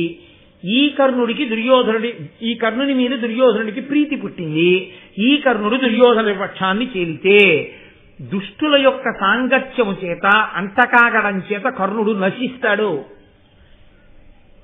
ఇప్పుడు కుమారాస్త్ర విద్యా ప్రదర్శనంలో ఈ కొత్త విషయం ఒకటి బయటకు వచ్చింది. ఇప్పుడు ఇది చూసి మరి అర్జునుడికి ఎందుకు సిగ్గు భయం, సిగ్గు కోపం ఎందుకు రావాలి అంటే ఇప్పటి వరకు తాను ఇంత బాగా ప్రదర్శనం చేసి సంతోషంతో ఉన్నాడు. అలా అధిక్షేపించేటప్పటికీ అరే ఇంత మాట అన్నాడే అని సిగ్గుపడ్డాడు. కోపం ఎందుకు? ఇంతమంది ముందు సభాప్రవేశం చెయ్యాలనుకున్నవాడు మర్యాద లేకుండా ప్రవర్తించడం ఏంటి? ఓ గురువు గారిని అడగడమో ఓ భీష్ముడిని అడగడమో ఏమీ లేకుండా ఇలా వస్తే నా గురువు గారి గౌరవం పోలా, మా తాతగారి గౌరవం పోలా, ఎవడు ఈ ప్రవర్తన ఏమిటి? అందుకు కోపం వచ్చింది. అంటే అర్జునుడి కోపం, అర్జునుడి యొక్క సిగ్గు ధర్మానికి కట్టుబడుతున్నాయి. కర్ణుడి యొక్క ప్రవర్తన ధర్మానికి కట్టుపట్టల్లా. అలాగని అన్నయ్య గారు చెప్పారా? చెప్పక్కల్లా. ఎలా ప్రవర్తించాడో చెప్తే చాలదా? ఆయన ధార్మికుడు కాడో తెలియట్లేదా? ధార్మికుడు కానివాడు ధార్మికుడిని నమ్మి ద్రోణాచార్యులు వారు ఇచ్చిన విద్య ముందు అర్జునుడి ముందు నిలబడగలడా? నిలబడలేడు. కాబట్టి ఇప్పుడు ఆయన వచ్చి ద్రోణుడికి నమస్కరించి నేను విలువిద్యా ప్రదర్శనం చేస్తాను, అర్జునుడితో ద్వంద్వ యుద్ధం చేస్తాను అని అడిగాడు. ఆయన తల ఊపాడు ద్రోణుడు. సరే, అంత ముచ్చట పడుతున్నావు వెయ్యి అంటే ఆయన ఉద్దేశం ఏంటంటే అర్జునుడిలా తాను విద్యా ప్రదర్శనం ఒకటి చేయడు. అర్జునుడికి ఎంత వచ్చో అంతకన్నా నాకు ఎక్కువ వచ్చని నిరూపించాలి. కాబట్టి మరి అర్జునుడు అక్కడ నిలబడకపోతే, అర్జునుడు నిలబడం నువ్వే చూపించన్నారు అనుకోండి, అర్జునుడు తిరిగివాడైనట్టు అవలేదు. అక్కడికి తప్పనిసరి పరిస్థితిని ద్రోణునకు కల్పించాడు. ద్రోణుడు ఆలోచించడానికి కానీ, నేను ఇలా అడగచ్చా అని కానీ, ఇలా అడిగి నేను నిర్బంధించచ్చా అని కానీ ఆలోచించడానికి అవకాశం లేకుండా విద్యా ప్రదర్శనాన్ని యుద్ధరంగంగా మార్చాడు కర్ణుడు. ఇది అదుపు తప్పి భీమదుర్యోధనులు ఇద్దరు ఏం చేశారో, అదుపు తప్పిన కర్ణుడు అదుపు తప్పని అర్జునుణ్ణి అలాగే యుద్ధభూమిలోకి ఈడ్చాడు. కాబట్టి ఇప్పుడు ఒకటి అనుకున్నది కాబట్టి ఆపాడు. ద్రోణుడు కూడా ఆలోచించడానికి సమయం లేని స్థితిలో వచ్చిన ఉపద్రవం కర్ణుని యొక్క ప్రవేశం. కాబట్టి ఇప్పుడు ఆయన వచ్చి జనితామర్షణుడంత పార్థుపై పర్జన్యాశ్రమ కర్ణుడేసే అపారంబై భునభోంతరముత జీమూత యూధంబు కప్పిన తద్వాంతతిరోహితాపఘనుడై భీభత్సుడుండెన్ విరోచనుడాత్మద్యుతి విస్తరించతుతిపై సంప్రీత చేతస్కుడై. ఆయన వెంటనే జనితామర్షణుడంతా అర్జునుడన్నాడు, ఏమి నీ హద్దులేని ప్రవర్తన, సభాప్రవేశం ఎలా చెయ్యాలో కూడా చేత కాకుండా సభాప్రవేశం చేసి ఎగ్గులు పలుకుతున్నటువంటి నీవు విజయాన్ని పొందుతాననుకుంటున్నావా? దీనికి తగిన మూల్యాన్ని చెల్లిస్తా ఉన్నాడు. ఏమీ మాట్లాడకపోతేనే అర్జునుడి మీద అంత కోపం. ఎంత ధర్మమైనా అర్జునుడు మాట్లాడితే కోపం రాకుండా ఉంటుంది కానీ. కాబట్టి జనితామర్షణుడంతా, అమర్షణుడు ఆ కోపాన్ని పొంది కర్ణుడు వెంటనే పర్జన్యాస్త్రాన్ని ప్రయోగించాడు. దాని చేత ఆకాశమంతా ఒక్కసారి నల్లటి మబ్బులొచ్చి చీకట్లు కమ్మి ఆ చీకట్లలో అర్జునుడు కనపడకుండా అయిపోయాడు. ఆ చీకట్లలో కప్పేశాడు అర్జునుడిని. అందులో నల్లని కలువల కాంతి కదండి, తొందరగా కప్పడిపోతాడు కాబట్టి కప్పేశాడు. ఈయన మాత్రం సూర్యాంశలో పుట్టినవాడు కదూ, ఆ చీకట్లో వెలిగిపోతున్నాడు, ఒక దీపం వెలిగినట్టు వెలుగుతున్నాడు. కర్ణుడు అనుకున్నట్ట చూసి, ఓహోహో నా కొడుకు ఇన్నాళ్ళకి రంగప్రవేశం చేశాడు, మొట్టమొదటిసారి అరంగేట్రం, అది పద్ధతి కాదో పక్కన పెట్టు, ఇన్నాళ్ళకు వచ్చి ధనస్సు పట్టుకున్నాడు కాబట్టి నా కొడుకుని బాగా ప్రకాశింపజేస్తానని ఆ మబ్బుల మధ్యలోంచి ఒక్క సూర్యుడి మీదకి కర్ణుడి మీద కిరణాలు పడేటట్టుగా చేసి వెలుతురులో కర్ణుడు బాగా కనపడేటట్టు చేశాడు. ఆయన తండ్రి ప్రేమ అయింది, మరి తల్లి ప్రేమ ఏమైంది అంటే కుంతీదేవి కూడా చూసింది. అంత అమాయకురాలండి ఆవిడ. సహజ కవచ కుండలాలతో రంగప్రవేశం చేశాడు ఎవరితను అని చెప్పి సభికులందరూ తెల్లబోతే, సహజ కవచ కుండలాలతో ఈ భూమండలం మీద పుట్టినవాడు నా కొడుకు ఒక్కడే, రెండవ వాడు లేడు అని తెలియనిదా కుంతి? తెలుసు ఆవిడికి. కానీ నన్నయ్య గారి గొప్పతనం ఎక్కడుందో తెలుసా అండి? కుంతి చూసిందిట. ఆవిడ ధృతి తరిగి మోహమూర్ఛాన్వితయైనను సంభ్రమించి విదురుడు ప్రత్యాగత జీవ చేసి అప్పుడు అతిశీతల చందనోద కాపేకమునన్. కుంతి అర్జునుడు నా కొడుకు బాబోయ్, ఈ కర్ణుడు వేసినటువంటి అస్త్రప్రయోగం వలన చీకట్లో ఎక్కడో కనపడకుండా అయిపోయాడని, పిల్లాడు కనపడకపోతే తల్లి మనసు ఎలా ఉంటుందండి? అమ్మో కొడుకు కొడుకు కొడుకు అని ఎంత బెంగటిల్లిపోయి ఎంత అరిచేస్తుంది. అలా బెంగటిల్లిపోయి మూర్ఛపోయి ఆ కూర్చున్నటువంటి ఆసనం నుంచి కింద పడిపోయింది. కింద పడిపోగానే విదురుడు చందనం కలిపినటువంటి జలాలు పట్టుకొచ్చి ఆ చల్లటి జలాలు కుంతీదేవి యొక్క ముఖం మీద చిలకరించాడు. ఆవిడ మళ్ళీ తెప్పరిల్లింది. ఇందులో చెప్పకుండా చెప్తున్న విషయం ఒకటి ఉంది, మీరు గమనించండి. ఆమె కర్ణుణ్ణి చూసింది, ఆమె అర్జునుణ్ణి చూసింది. కర్ణుడు అర్జునుడి మీదకి అస్త్రప్రయోగం చేశాడని చూసింది. కర్ణుడి చేతిలో నిజంగా అర్జునుడికి ఏదో జరగడానికి జరిగిపోయింది. కర్ణుడు ఆవిడ కొడుకేనా? ఆవిడ ఇద్దరిలో ఎవరు గెలుస్తారో నా కొడుకుల్లో అని సంతోషంతో చూస్తోందా? అర్జునుడు కనపడక కర్ణుడు కనపడుతుంటే మూర్ఛపోయిందా?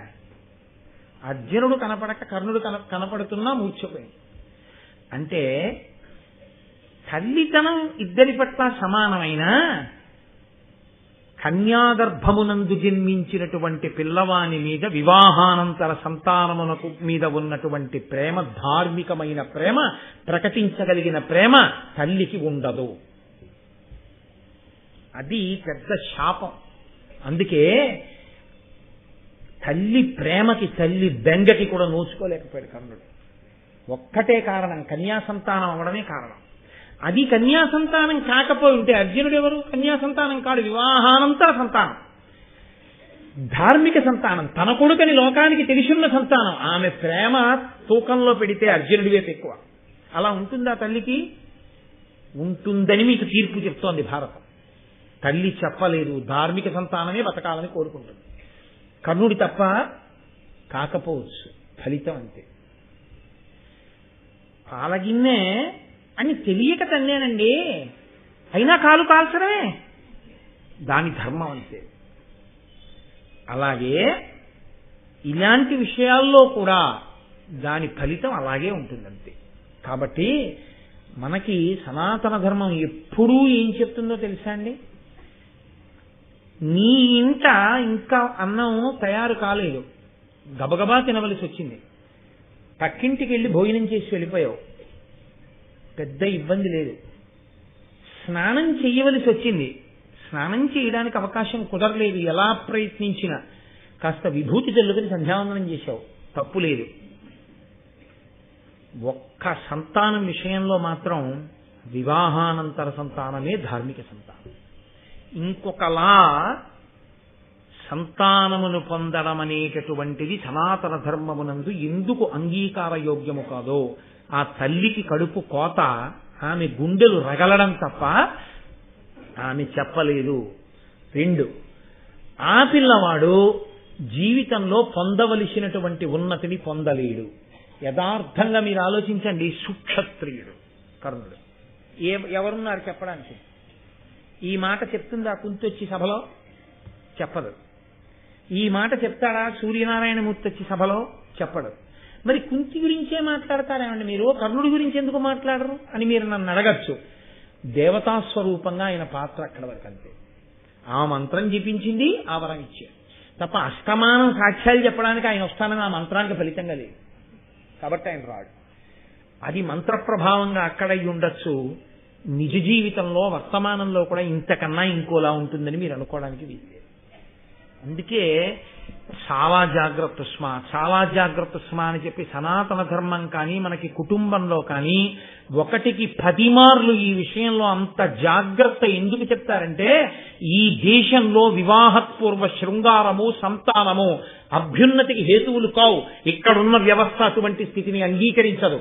అందుకే ఈ సంస్కృతి ప్రపంచమంతటి చేత గౌరవింపబడింది తప్ప ఇటువంటి సంస్కృతిలో జన్మించినందుకు మనం సంతోషించాలి ఒక రకంగా. తప్ప నువ్వు తప్పు చేసి ఎవరి మీదో ఏదో చెప్పి వాళ్ళేదో చెప్పలేదు వీళ్ళేదో చేయలేదని అప్పుడు వాదన చేయడం వల్ల ఉపయోగం ఉండదు. కొన్ని చెయ్యకూడదంటే నేను మీతో ఇంకంతకన్నా పవిత్రోపమానం చెప్పడం కుదరదు కాబట్టి నేను అలా చెప్పాను. నీకు స్నానం చేయడం కుదరలేదు, విభూతి స్నానం చేసావు, తప్పు కాదు. నీకు నీ ఇంట అన్నం ఉడకలేదు, ఇంకా పక్కింటికి వెళ్ళి అన్నం తిన్నావు, తప్పు లేదు. అలా అన్నిటికీ అన్వయం చేయడం కుదరదు అంతే. అది అక్కడ వరకు తప్ప ఒక విషయంలో ప్రత్యేకించి నీ ఇంట తప్ప ఇంకొక ఇంట తప్పు, జీవితాంతం తప్పే. అది సనాతన ధర్మం యొక్క జీవం అక్కడ ఉంది. అంతకన్నా స్పష్టంగా చెప్పలేదు, మీరు పట్టుకోగలరు. ఇవన్నీ చిత్ర విచిత్రంగా కుమారాస్త్ర విద్యా ప్రదర్శనమునందు ప్రకటనమయ్యాయి. లేకపోతే అర్జునుడు కనపడకపోతే కుంతి స్పృహ తప్పడం ఏంటండి? కర్ణుడు కనపడుతున్నాడుగా, తన కొడుకేగా. ఈ కొడుకు చేతిలో కొడుకు ఏమైనా కొడుకు మిగిలాడు అనుకోవచ్చుగా. 5 పాండవులు ఉన్నారుగా. కాదు, అర్జునుడితో కూడిన 5 ఆవిడికి పాండవులు. అందుకే అమ్మా నేను అర్జునుడు అంటే ఆవిడ ఊరుకుంది. కర్ణుడు చచ్చిపోయాడు, ఊరుకుంది. తిలాతర్పణం కూడా లేకపోతే బయటపడి. కాబట్టి ఎంత లోతులను స్పృశిస్తోందో చూడండి భారతం. పైకి ఒకలా ఉంటుంది, లోపల ఎంత ధర్మాన్నో ప్రబోధం చేస్తూ ఉంటుంది. ఇప్పుడు అర్జునుడు ఆ చీకట్లు కమ్మిన తర్వాత పర్జన్యాస్త్రం వలన అతను వాయవ్యాస్త్రాన్ని ప్రయోగించాడు. ఆ వచ్చినటువంటి ప్రభంజనం లాంటి వాయువు ఈ మేఘములన్నింటినీ చెదరగొట్టేసి మళ్ళీ కాంతి వచ్చేసింది. ఆ కాంతిలో మళ్ళీ అర్జునుడు కనబడ్డాడు. కనబడగానే ఆవిడ ఎంతో సంతోషించింది. కుంతీదేవి స్పృహ తప్పిపోయింది. కర్ణుడు ఉద్ధతితో ప్రవర్తిస్తున్నాడు. కర్ణుని విద్యా ప్రదర్శనము కేవలము విద్యా ప్రదర్శనం కాదు, అర్జునుడి మీద విద్యా ప్రదర్శనం. దీని పరిణామములు ఎలా ఉంటాయో తెలియదు. ఒకవేళ అర్జునుడు ఓడిపోతాడనో అర్జునుడు చనిపోతాడనో కాదు, గురువుగారికి ఆ పాటి తెలుసు. కానీ తెలిసి ఒప్పుకుని కర్ణుడు చచ్చిపోయి అక్కడ పడిపోయాడు అనుకోండి, అప్పుడు కూడా విద్యా ప్రదర్శనం అన్నది విద్యా ప్రదర్శనానికి కట్టుబడకుండా అలా ఎలా అనుమతించారు ద్వంద్వ యుద్ధాన్ని అని అంటారని ద్రోణాచార్యుల వారు అంగీకరించి ఇది బాణం వెయ్యడానికి తప్పనిసరి పరిస్థితుల్లో ఆయన ఒప్పుకుని ఈ పర్జన్యాస్త్రాన్ని వేయడాన్ని అంగీకరించిన కృపాచార్యుల వారు గబగబా పరిగెత్తుకొచ్చాడు. ఆయన గురుస్థానంలోనే ఉన్నాడు. మరి ఆ మాటకొస్తే ద్రోణుడి కన్నా ముందు కృపాచార్యుల వారే గురువుగా ఉన్నాడు. పరిగెత్తుకొచ్చి కర్ణార్జునుల్ని విడదీసి ఆయన అన్నాడు, కురుకులజుండు పాండునకు కుంతికి పుత్రుడు రాజధర్మ బంధుర చరితుండు నీ వితనితోడ రణంబొనరించదేని విస్తరముగా నీదు వంశమును తల్లిని తండ్రిని చెప్పినం దొరయగుదేని నీకెదిరి దుర్బల శక్తి ఇతెందు చూపెడన్. నువ్వు అర్జునుడిలా విద్యా ప్రదర్శనం చేస్తానంటలేదు, అర్జునుడి మీద నీ విద్యా ప్రదర్శనం చేస్తానంటున్నావు. ఇప్పుడు ఈ ద్వంద్వ యుద్ధాన్ని మేము అంగీకరించాలంటే ఇది ఎంత తీవ్ర స్థాయికి వెడుతున్నా నేను చూస్తూ ఊరుకోవాలి అంటే అసలు నువ్వెవరో తెలియాలి. ఇతను పాండురాజు గారి యొక్క ధార్మికమైన కుమారుడు. ఇతను కుంతీదేవికి పాండురాజుకి జన్మించినవాడు. అర్జునుడు ఇంద్రాంశలో వచ్చినటువంటి వాడు. నువ్వెవరు?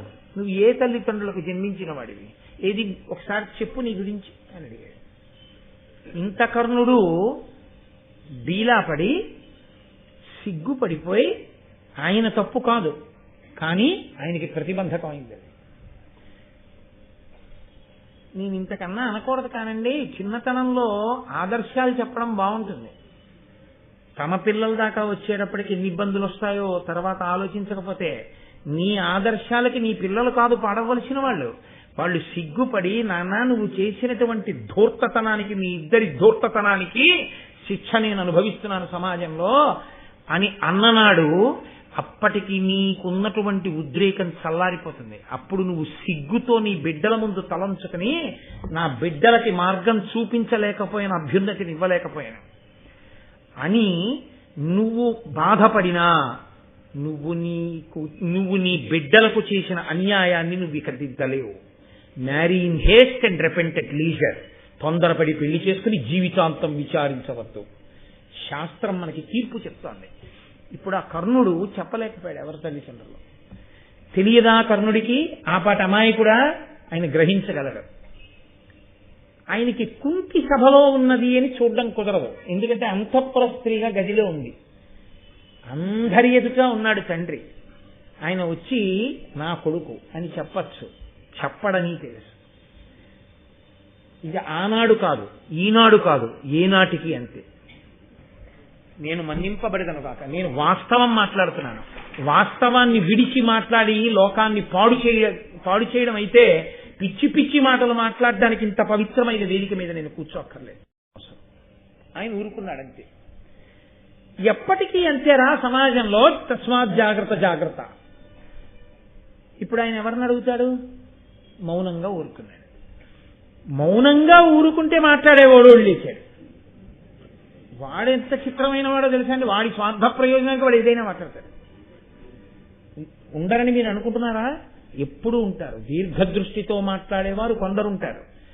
దీర్ఘదృష్టితో మాట్లాడకుండా ఉండి మేము చాలా బాగా మాట్లాడేస్తున్నాం అనుకుని వాళ్ళ జీవితాల యొక్క వాస్తవికతని పక్కన పెట్టి మాట్లాడేటటువంటి ధూర్తులు కొంతమంది ఉంటారు.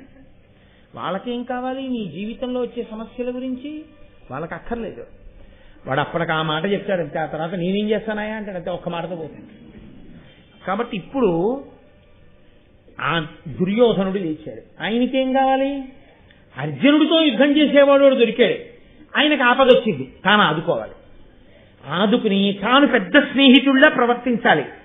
ఆ కర్ణుడిని తన వైపుకి తీసేసుకోవాలి. తీసేసుకుంటే అర్జునుడిని కొట్టేవాడు తనకి దొరుకుతాడు. దీనివల్ల ఏమవుతుంది? ఆయనకు అనవసరం. కర్ణుడు ఏ ప్రశ్నకి జవాబు దొరకలేదో ఆ జవాబు ఏమైనా తెస్తున్నాడా దుర్యోధనుడు? చాలేడు దుర్యోధనుడు కూడా. మరి ఏం చేయగలడు? తన తప్పుడు సలహాలతో తప్పుడు ప్రసంగాలతో సమస్యని మరింత జటిలం చేయగలడు, మరింత తప్పుత్రమ పట్టించగలడు. అదే కలిపురుష లక్షణం. పట్టించి ఏం చేశాడు? ఇక్కడ వేసుకున్న బీజాలు ఏమున్నాయో కుమారస్త్ర విద్యా ప్రదర్శననందు ఇదే కురుక్షేత్రానికి దారితీసింది, బలాలు విడిపోవడానికి కారణమైంది. ఆ కర్ణుడి దగ్గరికి దుర్యోధనుడు పరిగెత్తుకుంటూ వచ్చాడు. అర్జునుడు, ధర్మరాజు, భీముడు, నకులుడు, సహదేవుడు ద్రోణుడి దగ్గరికి వెళ్ళాడు. భీముడు, ద్రోణుడు, కృపాచార్యుడు పాండవుల దగ్గరికి వెళ్ళారు. 100 తమ్ముళ్లతో కూడినటువంటి దుర్యోధనుడు, శకుని కర్ణుడి దగ్గరికి వెళ్ళారు. అంటే రాబోయే కురుక్షేత్ర సంగ్రామానికి కావలసిన రీతిలో ధనుర్విద్యా ప్రదర్శనంలో ఎర్రగీత గీసేశారు. ఎవరిటో తెలిసిపోయింది. భీష్ముడు ఇటు చేరిపోయాడు, ద్రోణుడు ఇటు చేరిపోయాడు. యుద్ధంలో ఇటువైపుకి వచ్చినా ధర్మపక్షపాతం అటే ఉంది. ఆచార్య స్వరూపములైన వాళ్ళు, ధర్మం తెలుసున్న వాళ్ళు అటే చేరారు. కాబట్టి ఇటువైపు వాళ్ళు బలం పెరుగుతోందని కనపడినా అది నిలబడదు. ఇది నిశ్శబ్దంగా వాళ్ళు వచ్చి ఎవరి పక్కన ఎవరు చేరారో దాని వలన రాబోయే కురుక్షేత్రం యొక్క ఫలితాల్ని చెప్పేయడం నన్నయ్య గారి యొక్క చాతుర్యం. ఋషితుల్యుడు కదండి మహానుభావుడు.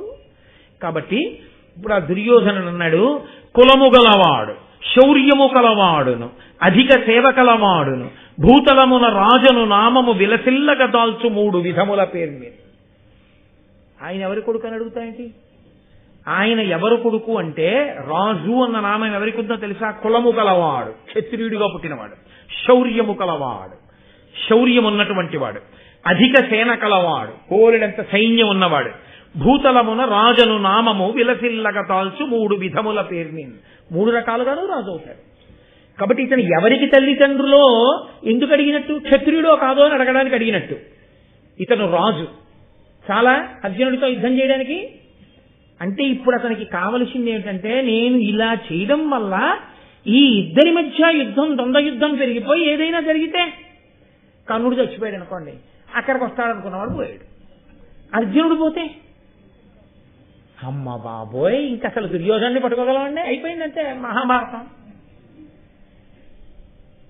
మన వాళ్ళు మాట అంటూ ఉంటారు చూడండి, ఓ దారం ముక్క విసురుదాం పర్వతానికి, వస్తే పర్వతం, పోతే దారం ముక్క. ఏంటి వెనకటికి ఓ తెలివైన వాడు స్నేహితుడిని పిలిచి, రే నీకు ఆకలేస్తుందా అని. అవును నాకు ఆకలేస్తుంది. నాకు ఆకలేస్తుందో పని చెయ్యి, నువ్వు 1 పావుషేరు వేయించిన శనగపప్పు పట్టరా, నేను 1 పావుషేరు ఊక పట్టుకొస్తాను. ఊకెందుకురా అన్నాడు వాడు. అంటే ఈ ఊక నువ్వు తెచ్చిన శనగపప్పు కలుపుకుని సగం సగం పంచుకుని ఊదుకు తిన్నావు అన్నాడు. ఈయనన్నాడు, నువ్వు ఊక తేవడం ఎందుకు, కలిపి పంచుకోవడం ఎందుకన్నాడు. ఉత్తి వేయించిన శనగపప్పు తీసుకుని ఇలా నోట్లో పోసుకుంటే బాగుండదురా, అందంగా ఉండదు. అది చేతిలో పోసుకుని ఉప్పు అని ఊదుకు తింటే బాగుంటుంది. నువ్వు శనగపప్పు అట్లా, నేను ఊకట్టుకొస్తాను. ఊక ఎక్కడైనా దొరుకుతుంది, పట్టుకెళ్ళి ఓ చారెడు ఎట్టుకొస్తాడు. ఈయన శనగపప్పు అట్లా రావాలంట, కలుపు ఊదుకు తింటాడు. ఎంత తిరిగి చేస్తారు చూడండి. అలా ఏదో ఒకటి. ఆయన రాజు, అందుకని ఆయన రాజుని చేసి అర్జునుడి మీద వదిలేస్తే పోయాడనుకోండి కర్ణుడు పోతాడు. గెలిచాడనుకోండి, అర్జునుడు చచ్చిపోయాడు అనుకోండి తొందర యుద్ధంలో, ఇంకంతకన్నా కావాల్సిందే ఉంది. ఇది నిజంగా ఏదో పెద్ద సిద్ధాంతం కోసమో ఏదో ధర్మం కోసమో దుర్యోధనుడు మాట్లాడుతున్న మాటలా, తన పబ్బం గడుపుకోవడానికి మాట్లాడుతున్న మాటలా? తన పబ్బం గడుపుకోవడానికి మాట్లాడే మాటలు మూర్ఖత్వంతో ఎంత దూరమైనా వెళ్ళిపోతాయి. దానికి హద్దా ఆప, ఎవరి గురించి ఏది మాట్లాడకూడదో అవన్నీ మాట్లాడేస్తాడంతే. అటువంటి ప్రసంగాలు చేసేవాడు. వాడికి ఏమన్నా నిష్ఠ, ఒక పరిమిత, ఒక ధర్మమా, ఒక బూడిద ఏముందని, వాడికి దేని మీద విశ్వాసం ఉందని. ప్రసంగానికి ఆలంబనమే విశ్వాస రాహిత్యము. కాబట్టి ఏదైనా మాట్లాడచ్చు. నువ్వు ఒక విశ్వాసం మనకు పట్టుబడ్డావనుకో, ఒక పరిధిలో మాట్లాడాలి. అసలు అన్ని పరిధిలో చీల్చుకున్నావు అనుకో, ఏదైనా మాట్లాడచ్చు. ఇంకా అభ్యంతరం ఏముంది? వినేవాడు ఎవరైనా ఉంటే వాడి కర్మ అంతే. నువ్వు పాడైపోయావు, వాడికి వచ్చిన నష్టమేముండదు. అదొక ధూర్తతనం, అదే కలిపురుష లక్షణం. కర్తవ్యం బాధ్యత తెలియని ప్రసంగాలు చేయడం. కాబట్టి ఇప్పుడు ఆయన అన్నాడు వచ్చి, కర్ణుడు సిగ్గుతో నిలబడి ఉంటే రాజవరుడైన పార్థుతో రాజుగాని ఈతడని చేయగా తగడేని వీనిని ఎల్లవారలు చూడంగా ఈక్షణంబ రాజు చేసదనే అంగరాజ్యమిచ్చి. అర్జునుడితో యుద్ధం చేయడానికి రాజైతే తప్ప పనికిరాడంటారా? ఇప్పుడే నేను అంగరాజ్యాన్ని ఇతనికి ఇచ్చేసి ఇతన్ని పట్టాభిషేకం చేసి రాజుని చేసేస్తాను. ఎందుకు చేయకూడదు యుద్ధం అర్జునుడితో? కాబట్టి నేను ఇప్పుడే అంగరాజ్యానికి పట్టాభిషిక్తుడిని చేస్తున్నానన్నాడు. మంచి పని చేసే ముందు, అటువంటి పట్టాభిషేకం జరిగే ముందు కొంత క్రతువు జరగాలి కాబట్టి బ్రాహ్మణుల్ని పిలిచాడు, 1000 గోవులు దానం చేసేశాడు. తమ్ముళ్ళని వెళ్లి నీళ్లు పట్టరమ్మన్నాడు. భీష్ముడి దగ్గరికి, ధృతరాష్ట్రుడి దగ్గరికి వెళ్లి అడిగాడు. ధృతరాష్ట్రుడు మాట్లాడేది ఏముంటుంది? ఇంకా కళ్ళ ముందు కొట్టుకుంటారా అని వ్యాస భగవానుడు చెప్పనే చెప్పాడు. ఆ జలకలశ తెప్పించాడు, అభిషేకం చేసేశాడు, సింహాసనం ఒకటి వేసేశాడు, దాని మీద కూర్చోబెట్టేశాడు, దుర్యోధనుడికి రాజ్యం ఇచ్చేశానన్నాడు. దేనికి ఇచ్చేస్తున్నావు రాజ్యం? అతని పరిపాలనా యోగ్యత ఏమిటో, అతని గుణగణములు ఏమిటో, అతను ఎలా పరిపాలిస్తాడో, అతని స్వభావం ఏమిటో ఏమైనా తెలుసుకున్నావా? ఏమకపోతే అంగరాజ్య ప్రజలు పోతారు. ఇతను సరైన రాజు కాడనుకోండి, దుర్యోధనుడికి ఏమిటి? అంగరాజ్య ప్రజలు పోతారు. అతనికి కావలసింది కర్ణుడు రాజ్యం చేయడం కాదు, అతనికి కావలసింది ఇప్పుడు కర్ణుడు అర్జునుడి మీద కలియబడ్డాం. ఇది కలిపురుష లక్షణం. రెచ్చగొట్టడం, స్వభావంగా ప్రసంగాలు చేయడం, అధర్మం వేపుకి. కాబట్టి తప్ప ధర్మ ప్రబోధం కోసం ప్రసంగం కాదు అది. కాబట్టి ఇప్పుడు ఏమైందంటే, నేను ఇతనికి అభిషేకం చేస్తున్నానన్నాడు, పట్టాభిషేకం చేసేశాడంతే. అంటే పిల్లలు అస్త్ర విద్యా ప్రదర్శనం చేస్తారు అన్నది ప్రకటన. అక్కడ జరిగిందేంటి? ఎవడో ముక్కు మొహం తెలియని వాడికి పట్టాభిషేకం. ఇప్పుడు అకస్మాత్తుగా అంగరాజ్యానికి కర్ణుడు రాజైపోయాడు.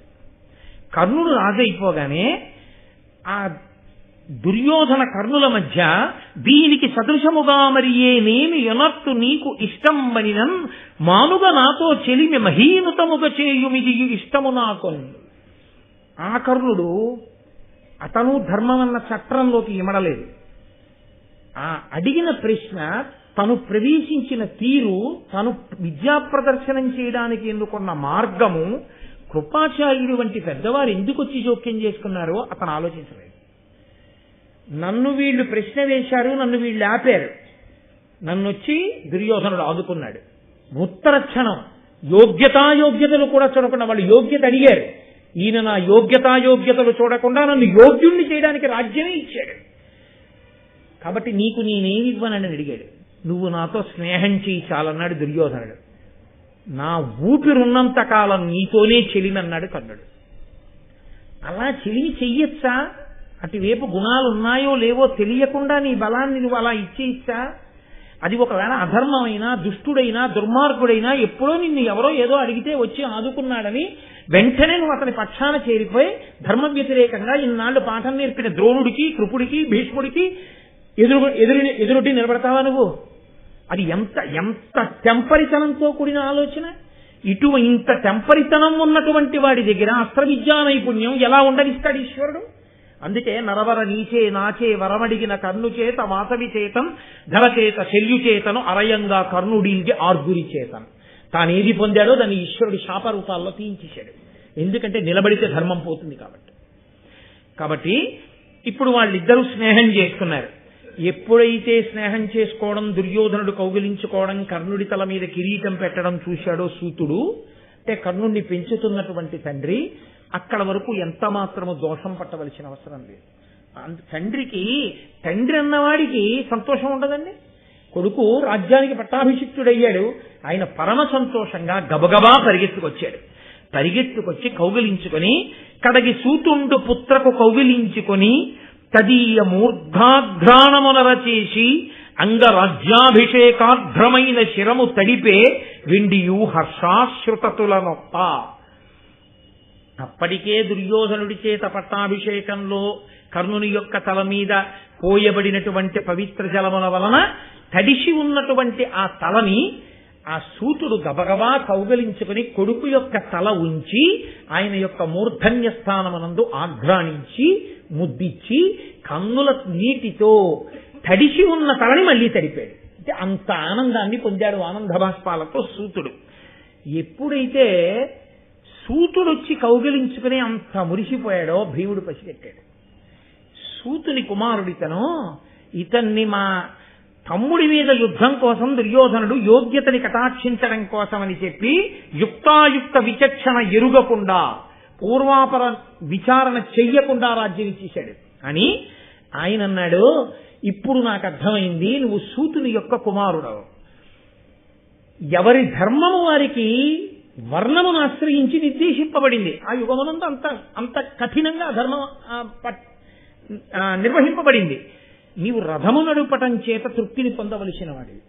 నువ్విప్పుడు రాజ్య నిర్వహణ యందు అనురక్తుడవై సింహాసనం మీద కూర్చోవచ్చా? ఇది దోషం కాదా? నువ్వు పొందకూడనిది పొందాలనుకోవడం తప్పు కాదా అని అడిగాడు. అడిగితే వెంటనే దుర్యోధనుడు అన్నాడు, అదే నేను చెప్పాను కదండి, తన స్వార్థం కోసం ఇలా మాట్లాడచ్చా అన్నది కూడా మరిచిపోయి మాట్లాడేవాడి మాటకి హద్దే ఉండదు. వాడు ఎంత దూరమైనా వెళ్ళిపోతాడు. ఎందుకంటే తాను నమ్మినది, తాను మాట్లాడుతున్నది నిజము అని మాట్లాడడమే తప్ప మన నమ్మకం కాదు, ధర్మం అనొకటి ఉంది, అది ప్రమాణం తప్ప ప్రమాణమును బట్టి మనం మాట్లాడాలి. కానీ మనం నమ్మిన దాన్ని బట్టి ప్రమాణాన్ని చేర్చి మాట్లాడకూడదు, అది దుస్తర్కం అవుతుంది అని వాడు విశ్వసించాడు.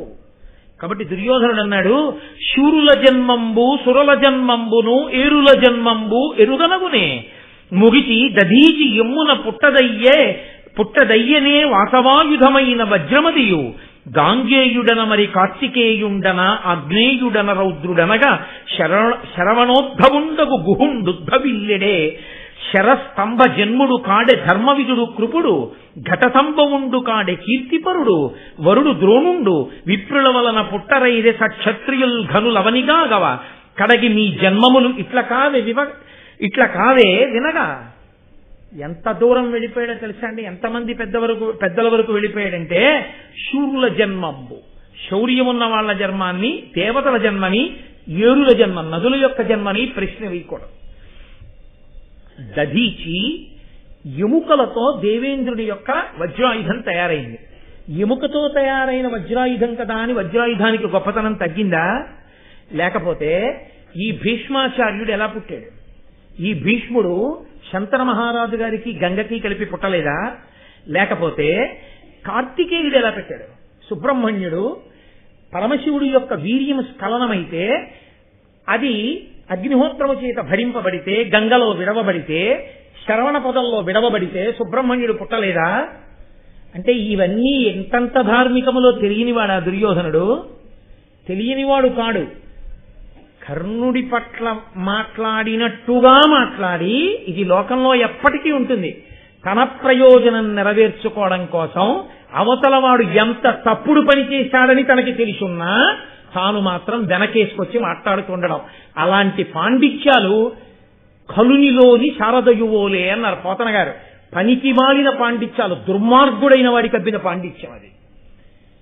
ఏ ఋషి దాన్ని రచించాడో ఆ ఋషి హృదయంలో చూసి పలికిన పలుకులే ఉన్నాయో అవి పవిత్రమైన పలుకులు. కాబట్టి అర్థం లేని రీతిలో పెద్దల యొక్క జన్మలన్నీ ప్రశ్న చేస్తున్నాడు. అలా పుట్టలేదా సుబ్రహ్మణ్యుడు? అంతవరకు ఎందుకయ్యా? రెల్లు పొదలలో పుట్టలేదా ఈ కృపాచార్యుడు?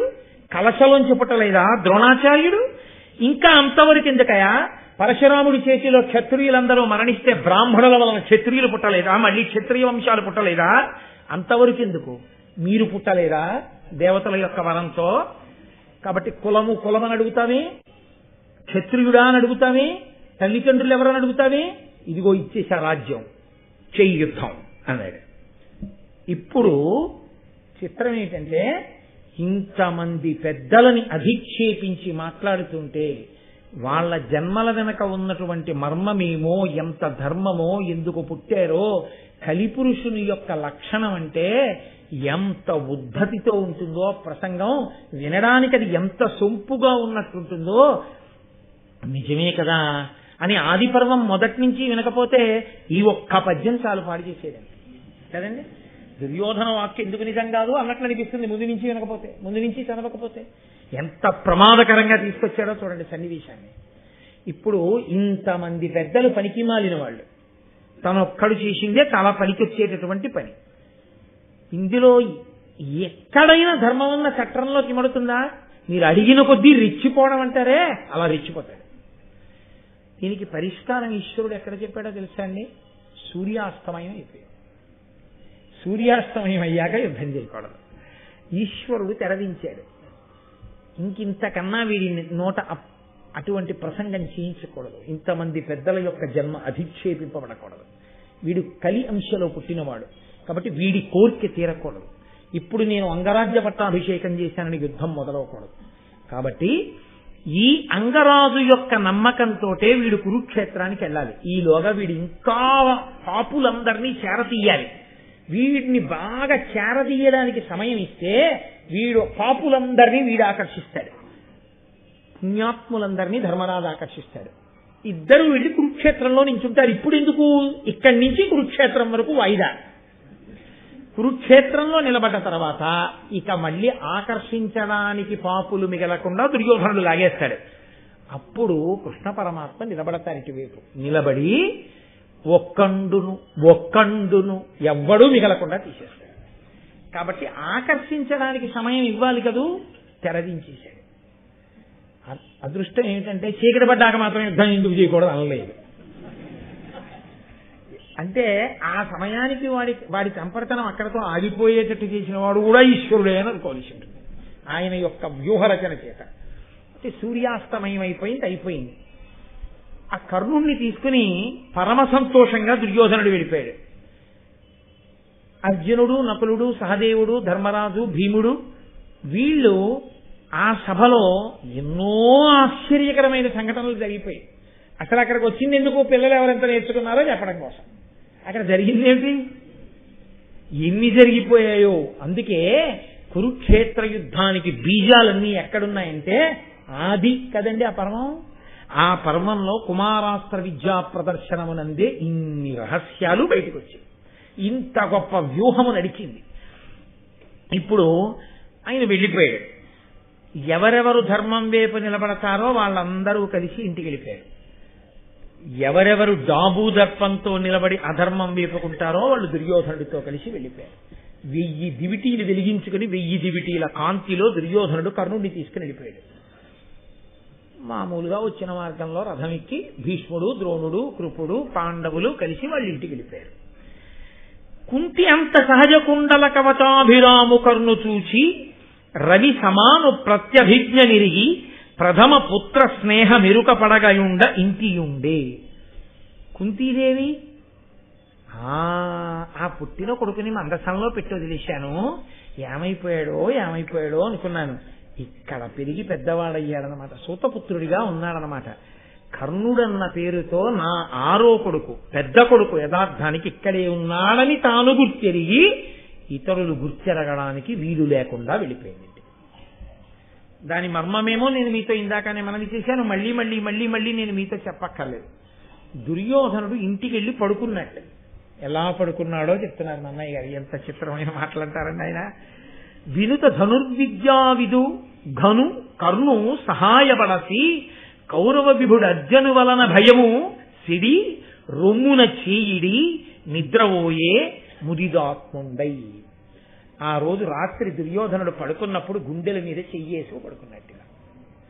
మన వాళ్ళు అంటుంటారు తెలుగులో ఇది ఒక గొప్ప సామెత. గుండెల మీద చెయ్యేసి పడుకున్నాడండి ఆయన అంటారు. గుండెల మీద చెయ్యేసి పడుకుంటే పడుకోపోతే ధైర్యం లేనట్టేంటి కాదు. గుండెల మీద చెయ్యేసి పడుకోవడం అంటే ఏమిటో తెలుసా అండి? నాకేమీ భయం లేదనుకోవడం, తన ఊహకు అందినంత మేర. దుర్యోధనుడు వెళ్ళి గుండెల మీద చెయ్యేసుకుని ఆ రోజు రాత్రి నిద్రపోయాట. ఎందుకు నిద్రపోయాడు అంటే భీముణ్ణి నేను చంపేస్తాను, ఆయనకు అదో ధైర్యం. ఇప్పుడు అదేంటి ఏదో ఊహలకి దరిద్రాలు ఏమిటి? నిజంగా మేడ కట్టాలనుకోండి, ఐశ్వర్యము దరిద్రము అని ఓ మాట. నేను అమెరికాకి అధ్యక్షుడిని అయిపోయాను అని ఊహించుకోవడానికి దరిద్రమే ఉంది. నాకేం అమెరికా పౌరసత్వం ఉండాలా? నేను ఏమైనా ఎన్నికల్లో పోటీ చేయాలా? ఊహించుకోవడానికి ఏమైనా ఊహించుకోవచ్చు, దానికి దరిద్రం ఏమి ఉండదు. కాబట్టి ఆయన ఊహ ఏమిటంటే నేను భీముడిని చంపేస్తాను. ఇంకా మిగిలేవాడెవరు? ధర్మరాజు అదే ఆయనేముంది 4 తాళ్ళెట్టి కట్టేస్తాం. ఇచ్చారు పాపం ఇప్పుడు ధర్మం అని పట్టుకుంటాడు. ధార్మికుడు దురాత్ముడి దృష్టిలో అలా ఉంటాడు. అది పెద్ద విశేషం ఏం కాదండి, ధర్మరాజుని కట్టేవతలు పారేస్తాం. నకుల సహదేవుల పిల్లకాయలు వాళ్ళు ఏం చేస్తారు, ఇంకెవరు అది అర్జునుడితో వచ్చింది ఇబ్బంది. నాకా గదాయుద్ధం ఒకటే వచ్చు, ఇన్ని పాత్రలు అన్నీ నేనెక్కడే చేయను. అవతల విద్య నేనే నేర్చేసుకుని, ఇవతల గదాయుద్ధాన్ని నేనే నేర్చేసుకుని ఎన్ని చేసేస్తాను. దానికి మనకి రైట్ హ్యాండ్ దొరకాలంటుంటారు చూసారా. అర్జునుడిని కొట్టేవాడు ఏమన్నా దొరుకుతాడా అని అదొక్కటే. ఇన్నాళ్ళు ధర్మరాజుని కొట్టలేకపోయానంటే దొరికేశాడు ఇవాళ మనకి. బుట్టలో పెట్టేశానంటే దొరికడం, మన వైపుకి తెచ్చేసుకోవడం 2 అయిపోయాయి. దొరకడం ఎంత ప్రధానమో తన వైపుకి తిప్పుకోవడం ఎంత ప్రధానం. ఒట్టేయించేసుకున్నాడుగా. అంగరాజ్యముడు వారేశాడు, దొరికేశాడు కర్ణుడు, తెచ్చేసుకున్నాడు. కాబట్టి ఇంకిప్పుడు ఈయన ధైర్యం ఏంటంటే దానికి ఒక కారణం ఉండాలా. అదేంటే నేనెందుకు అర్జునుడిని చంపాలని అడుగుతాడా. అలా అడిగేవాడైతే ఇవాళ ఎందుకు అలా మాట్లాడతాడు. కాబట్టి మనం రెచ్చగొడితే ఏమైనా నీకు అంత ఉపకారం చేశాను, నిన్నొక్కటి అడుగుతున్నాను, అర్జునుడిని కొట్టేయి అంటే వాడు కొట్టేస్తాడు. అది కర్ణుడు వెళ్తాడు, అర్జునుడిని కొట్టేస్తాడు. నేను వెళ్తాను, భీముడిని కొట్టేస్తాను. ధర్మరాజుని దుశ్శాసనుడు కట్టేస్తాడు. నకుల సహదేవుల్ని మిగిలిన వాళ్ళు తొక్కేస్తారు. రాజ్యం నేను ఇచ్చేసుకుంటాను. ఇంకేంటి అయిపోయింది. అందుకని గుండెల మీద చేసుకుని నిద్ర. అంత అమాయకంగా ఉంటాయి అజ్ఞానపుట ఆలోచనలు. ఈశ్వరుడు అన్నవాడొకడున్నాడు రా, ధర్మం అన్న మాట ఒకటి ఉందిరా, అది ఎక్కడ ప్రకాశిస్తుందో అది బలం తప్ప మనం గుండెల మీద చేతులు వేసేసుకుని మనం చేసేసిన ఊహల బలాలు కావు. ఇది తెలియకపోవడమే కలిపురుష లక్షణం. కాబట్టి గుండెల మీద చేసుకుని నిద్రపోయాడు. ఆ తర్వాత తొడలు తడువుకుంటూ పడిపోతాడు కురుక్షేత్రం. కాబట్టి మరోనాడు తెల్లవారి మళ్ళీ శిష్యులుగా వెళ్ళేటప్పుడు మాత్రం ఒకళ్ళనొకళ్ళు రోషంతో చూసుకున్న ద్రోణాచార్యుల వారి దగ్గర చాలా బుద్ధిగా మళ్ళీ బాసం పెట్టలేసి కూర్చుంటారు. అందుకని అందరూ వెళ్ళారు, కూర్చున్నారు. ఆయన అన్నారు, ఇక వీళ్ళకి ఎలాగో కొట్టుకునే కాలం వచ్చేసింది. ఎందుకంటే ఇంకా అన్ని నేర్చేసుకున్నారు. ఇక నేర్చేసుకున్నవి ఇప్పుడు దీపావళి సామాన్ తెచ్చుకున్న వాళ్ళు చూడండి, పిల్లలు పెద్దవాళ్ళు ఎండబెడతారు. ఎండబెట్టి రే దీపావళి అమావాస్య నాడు రాత్రి కాలుద్దాం అంటే వీడు నాన్నగారండి ఒక్క మసాలు, నాన్నగారండి ఒక్క మసాలు, నాన్నగారండి ఒక్క పోలే దాని మీద కాల్ చేయకు, ఆ పెరట్లో కాల్చి అంటాడు తండ్రి. ఒక్క నేల టపాకాయ. అసలు దీపావళి అమావాస్య రోజు రాత్రి వచ్చే లోపల వీడి సగం కాల్చేస్తాడు. అలా ఇప్పటికి సగం కాల్చేశారు అస్త్ర విద్యా ప్రదర్శనలో. ఇంకా తర్వాత ఇక ఊరుకుంటారా, ఈ కక్షలో కార్పణ్యాలు పెరిగేవే కానీ తరిగేవి కావు. కాబట్టి ఒరే మీకందరికీ అన్ని ఇచ్చేశానని నాకు బాగా అర్థమైపోయింది. నాకు కావలసింది మీరేమిస్తారా, గురువు గారికి కట్నం ఇవ్వాలిగా, గురుదక్షిణ ఇవ్వాలిగా, గురుదక్షిణ ఇస్తారా అని అడిగాడు ద్రోణుడు అందరినీ కూర్చోబెట్టి. ఇచ్చేస్తాం, ఏం కావాలి. ఎవరి యొక్క యుద్ధంలో ఎంత శక్తి నిజంగా ఉందో బయట పెట్టేస్తున్నారు. మరునాడు తెల్లవారుగానే గుండెల మీద చెయ్యేసుకు పడుకున్న వాడికి మరునాటి రాత్రికే తెలిసిపోయింది ఎవడంత గొప్పవాడు. కానీ ఆ బుద్ధి తలకెక్కితే కదా దుర్యోధనుడికి. ఇలా గుండెల మీద చెయ్యేసుకు పడుకున్నాడు, మర్నాడు వచ్చాడు, ఏం కావాలి. ఆయన అన్నాడు, నేను మీకు ముందే చెప్పాను కదా, నన్ను అవమానించాడు ద్రుపదుడు. ఎప్పుడు మళ్ళీ మర్చిపోకూడదు. ద్రోణాచార్యుల వారు చిన్నతనంలో ఉన్నప్పుడు ఆ భరద్వాజుని యొక్క ఆశ్రమంలో చదువుకునే రోజుల్లో వృషభుని యొక్క కుమారుడైనటువంటి ఆ ద్రుపదుడు కూడా కలిసి చదువుకున్నాడు. నేను రాజైన తర్వాత నువ్వు రావయా, నీకు సహాయం చేస్తానన్నాడు. కృతి వలన తనకి అశ్వత్థామ పుట్టినప్పుడు పిల్లాడికి పాలు లేవని ఏడికి స్నేహితుడు కదా అని వెడితే దరిద్ర బ్రాహ్మణుడికి రాజుకి స్నేహమా అని బయటికి గెంటేశాడు.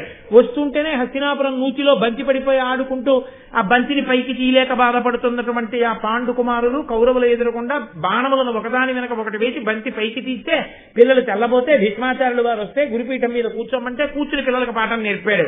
అప్పుడు అడిగాడు, అదిగో నన్ను అవమానించినటువంటి ద్రుపదుణ్ణి కచ్చి పట్టి తేవాలి, తేగలరా అన్నాడు.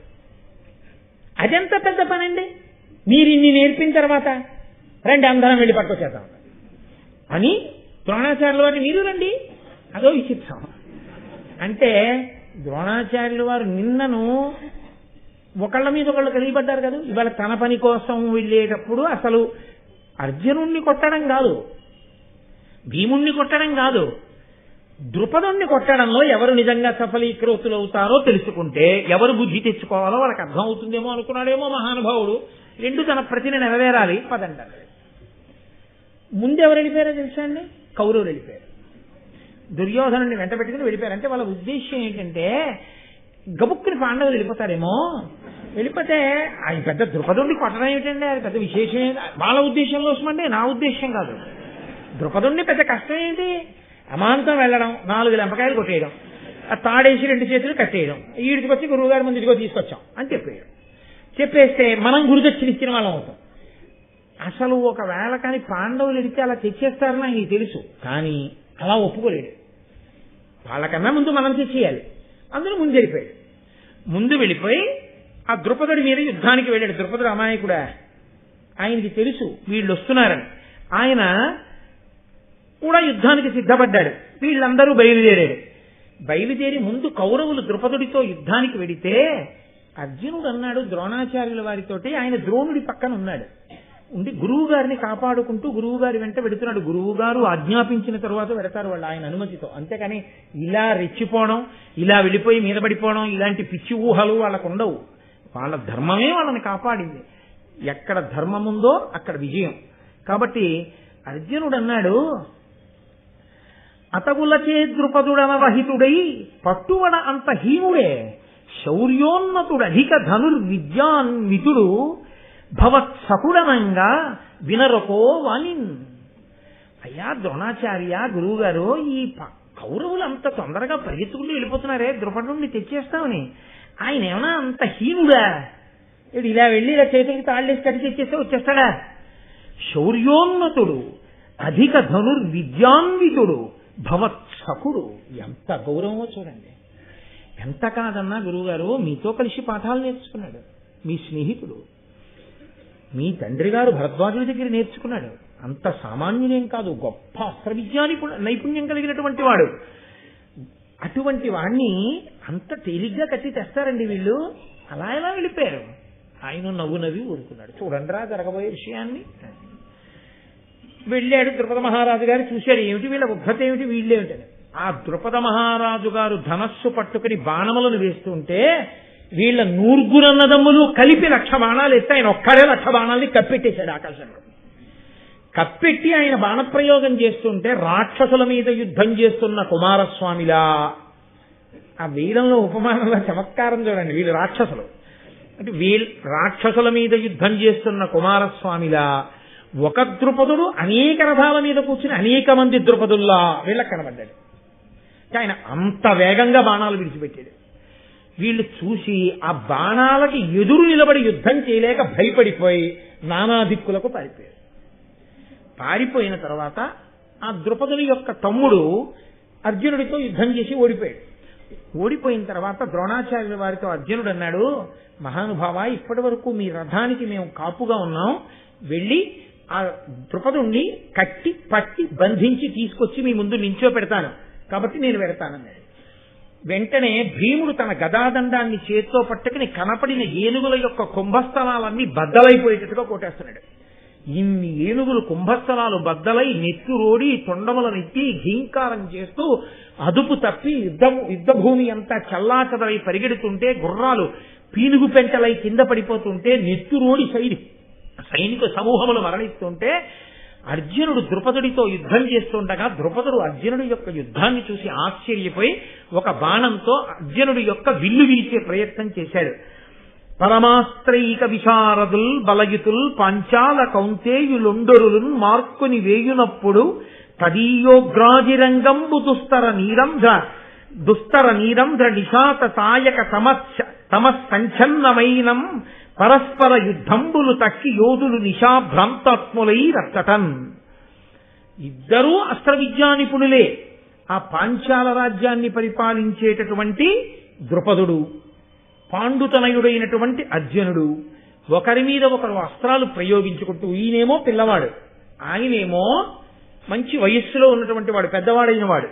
ఇంత చిన్న పిల్లవాడు, ఇతని పౌరుషం, ఇతని పరాక్రమం, ఇతని అస్త్ర విద్య చూసి ఆయన తెల్లపోతున్నాడు. పరమాస్త్రైక విశారదుల్ బలయుతుల్ పాంచాల కౌంతేయులొండరులు మార్కుని యోయునప్పుడు తదీయోగ్రాజిరంగంబు దుస్తర నీరంధ్ర నిశాత సాయక తమస్సంఛన్నమైనం పరస్పర యుద్ధంబులు తక్కి యోధులు నిశాభ్రాంతాత్ములై రచ్చటన్. మిగిలినటువంటి యుద్ధవీరులందరూ యుద్ధం మానేసి ద్రుపద అర్జునుల యొక్క యుద్ధాన్ని అంత ఆశ్చర్యంగా చూస్తున్నారు. ఒక బాణంతో అర్జునుడి యొక్క ధనస్సు విరిగిపోయేటట్టుగా కొట్టాడు ద్రుపదుడు. వెంటనే తన ఉన్న రథం నుంచి కత్తి తీసి కత్తి పట్టుకుని ద్రుపద మహారాజు కూర్చున్నటువంటి రథం మీదకి దూకి ఆయన్ని యుద్ధంలో ఓడించి కంఠం మీద కత్తిపెట్టాడు. ఎక్కడ కదిలితే తమ రాజు యొక్క కంఠం నరకబడుతుందోనని కాకావికలైపోయి ద్రుపదుని సైన్యం అంతా చల్లాచెదరైపోయింది. వెంటనే భీమసేనుడు అర్జునుడు కలిసి ఆ ద్రుపదుడి కాళ్ళు చేతులు కట్టేసి రథచక్రానికి ద్రుపదుణ్ణి కట్టి తీసుకొచ్చి ద్రోణాచార్యుల వారి ముందు నిల్చోబెట్టారు.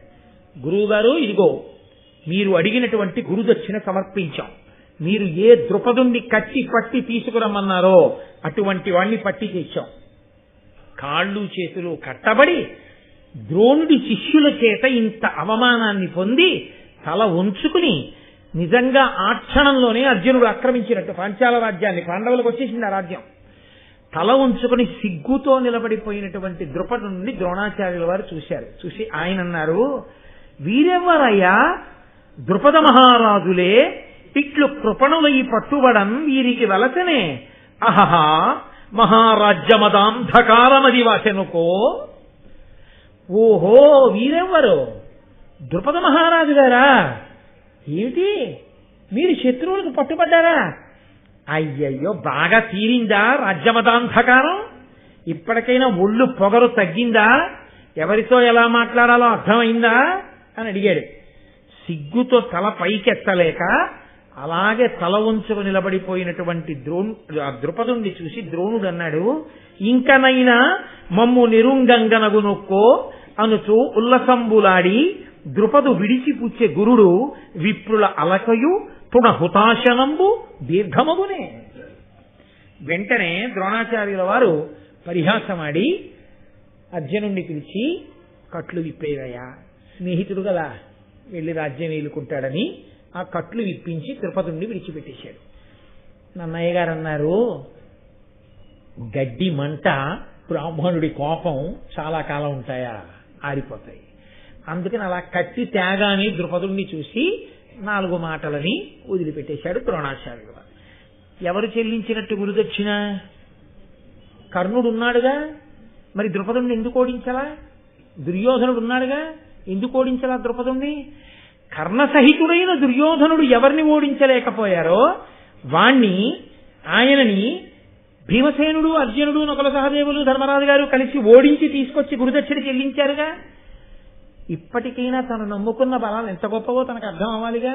అర్థం అవకపోవడమే కలిపురుష లక్షణం. అర్థం అవకపోవడమే అధర్మమునందు అనురక్తి. అర్థం అవకపోవడమే మూర్ఖత్వం. లేకపోతే ఆ అగ్ని అలా ఎందుకు పెచ్చరిల్లుతుంది? కాబట్టి ఇప్పుడు పాండవుల పట్ల మిక్కిలి ప్రీతి చెందాడు ద్రోణాచార్యుల వారు. అర్జునుణ్ణి పిలిచి, ప్రధానంగా నాకు గురుదక్షిణ చెల్లించడంలో నీవే ఇంత గొప్ప పాత్ర పోషించావు కాబట్టి దీని నగస్తినాబరగు దివ్యమునీంద్రుడు తొల్లి ప్రీతితో భూనత అగ్నివేశుడను భూరి మునీంద్రునకిచ్చే వారలున్ మానుగ నాకునిచ్చిరి క్రమంబున నేనును నీకు ఇచ్చితిన్ దీనికి నీవ అర్హుడవు తేజమునంకడు పెద్ద కావునన్ అని దీని నగస్తినాబరగు దివ్యమునీంద్రుడు తొల్లి ప్రీతితో భూనుత అగ్నివేశుడను భూరి మునీంద్రునకిచ్చే. అగస్తి అనబడేటటువంటి ఒక ఋషి, ఒక దివ్య మునీంద్రుడు ఈ బ్రహ్మశిరోనామకాస్త్రము అనపడేటటువంటి ఒక గొప్ప అస్త్రాన్ని నిర్మించి ఆ మహాముని అగ్నివేశుడు అనబడేటటువంటి ఒక మునికి ఇచ్చాడు.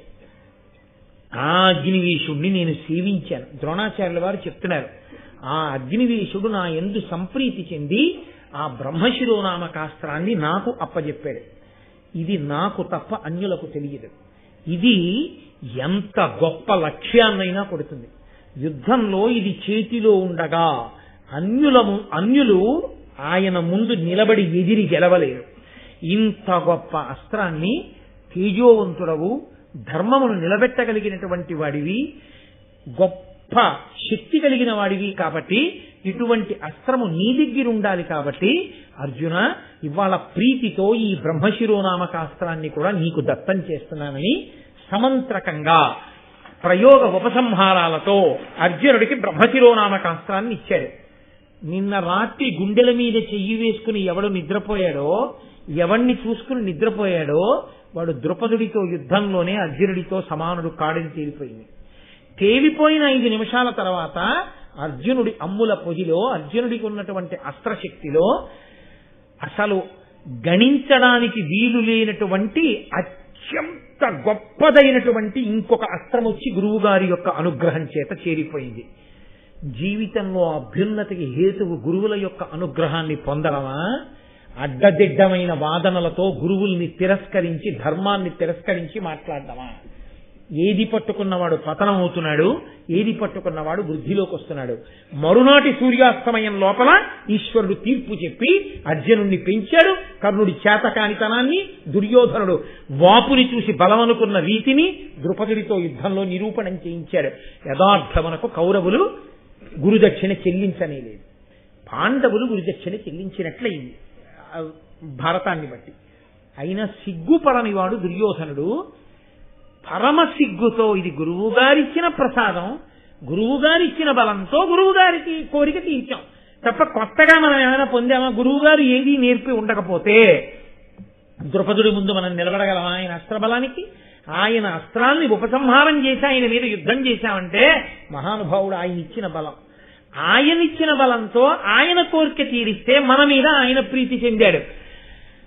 అలా బజారుకి తల్లితో కలిసి వెళ్లినటువంటి కుమారుడు మిగల ముగ్గినటువంటి అరటిపళ్ళ గెలవంక చూసి అమ్మా అమ్మా నాకు అరటిపండు కావాలని అడిగినప్పుడు తల్లి కొనిపెట్టినటువంటి అరటిపండు పట్టుకుని రిక్షాలో ఇంటికి వచ్చేసిన తర్వాత తినే ముందు అరటిపండు ముక్క అమ్మకి పెట్టి తాను తిన్నంత మాత్రం చేత ప్రీతి చెందిన అమ్మ ముందు నాకు ఆ అరటిపండు ముక్క పెట్టి కొడుకు తిన్నాడని పొంగి పొంగి పొంగి పొంగి ఇంటికి వచ్చినటువంటి భర్తకి చెప్పుకుని మురిసిపోయినట్టు తన శక్తినంతటినీ శిష్యులకిచ్చి ఆ శక్తి వలన శిష్యులు గురువుగారి మాట తీరిస్తే ఇదంతా మీరే చేశారని మురిసిపోయినటువంటి గురువుగారు తల్లిదండ్రుల కన్నా ఎందుకు అధికుడు కాడు అని పాండవులు మురిసిపోయారు. ఇది వాళ్ళ ధార్మికత. ఈ ధార్మికతకి మురిసిపోయాడు. ఇది మీ అర్హత కాబట్టి ఇప్పుడు లోకంలో ఎవరికి లేని మీకు ఇచ్చేస్తున్నానన్నాడు. ఆ అర్జునుడికి బ్రహ్మశిరోనామకాస్త్రాన్ని కూడా దత్తం చేశాడు. ఒక్క కుమారాస్త్ర విద్యా ప్రదర్శనం దగ్గర తెరపైకి లేచినటువంటి ఘట్టం ధార్మికతని ఎంత పరిపుష్టం చేసిందో దగ్గర తేలుస్తూ దీని యొక్క చిట్ట చివరి స్థితి ఇక్కడ ప్రారంభమైన విత్తనాలు మొక్కలై చెట్లై పళ్ళు పండి ఫలితాన్ని ధర్మానికి ధర్మాన్ని అధర్మానికి అధర్మాన్ని పంచిపెట్టే రోజు కురుక్షేత్రంలో. కాబట్టి అంత గొప్పదైనటువంటి ఘట్టాన్ని ఇన్ని ధర్మ సూక్ష్మములతో మహానుభావుడు ఋషితుల్యుడు నన్నయ్య గారు మనకు అనుగ్రహించారు. వారి పాదములకు నమస్కరిస్తూ మళ్ళీ రేపు సాయంకాలం 6:30 మనం కలుసుకుని భారత ప్రసంగాన్ని కొనసాగిద్దాం. మంగళాశాసనపరై వదాచార్య పురోగమై సర్వైశ్చ పూర్వైరాచార్యై సత్కృతాయాస్తు మంగళం. మంగళం కోసలేంద్రాయ మహనీయ గుణాత్మనే చక్రవర్తి తనూజాయ సర్వభౌమాయ మంగళం. ఉమాకాంతాయ కాంతాయ కామితార్థప్రదాయినే శ్రీగిరీశాయ దేవాయ మలినాథాయ మంగళం.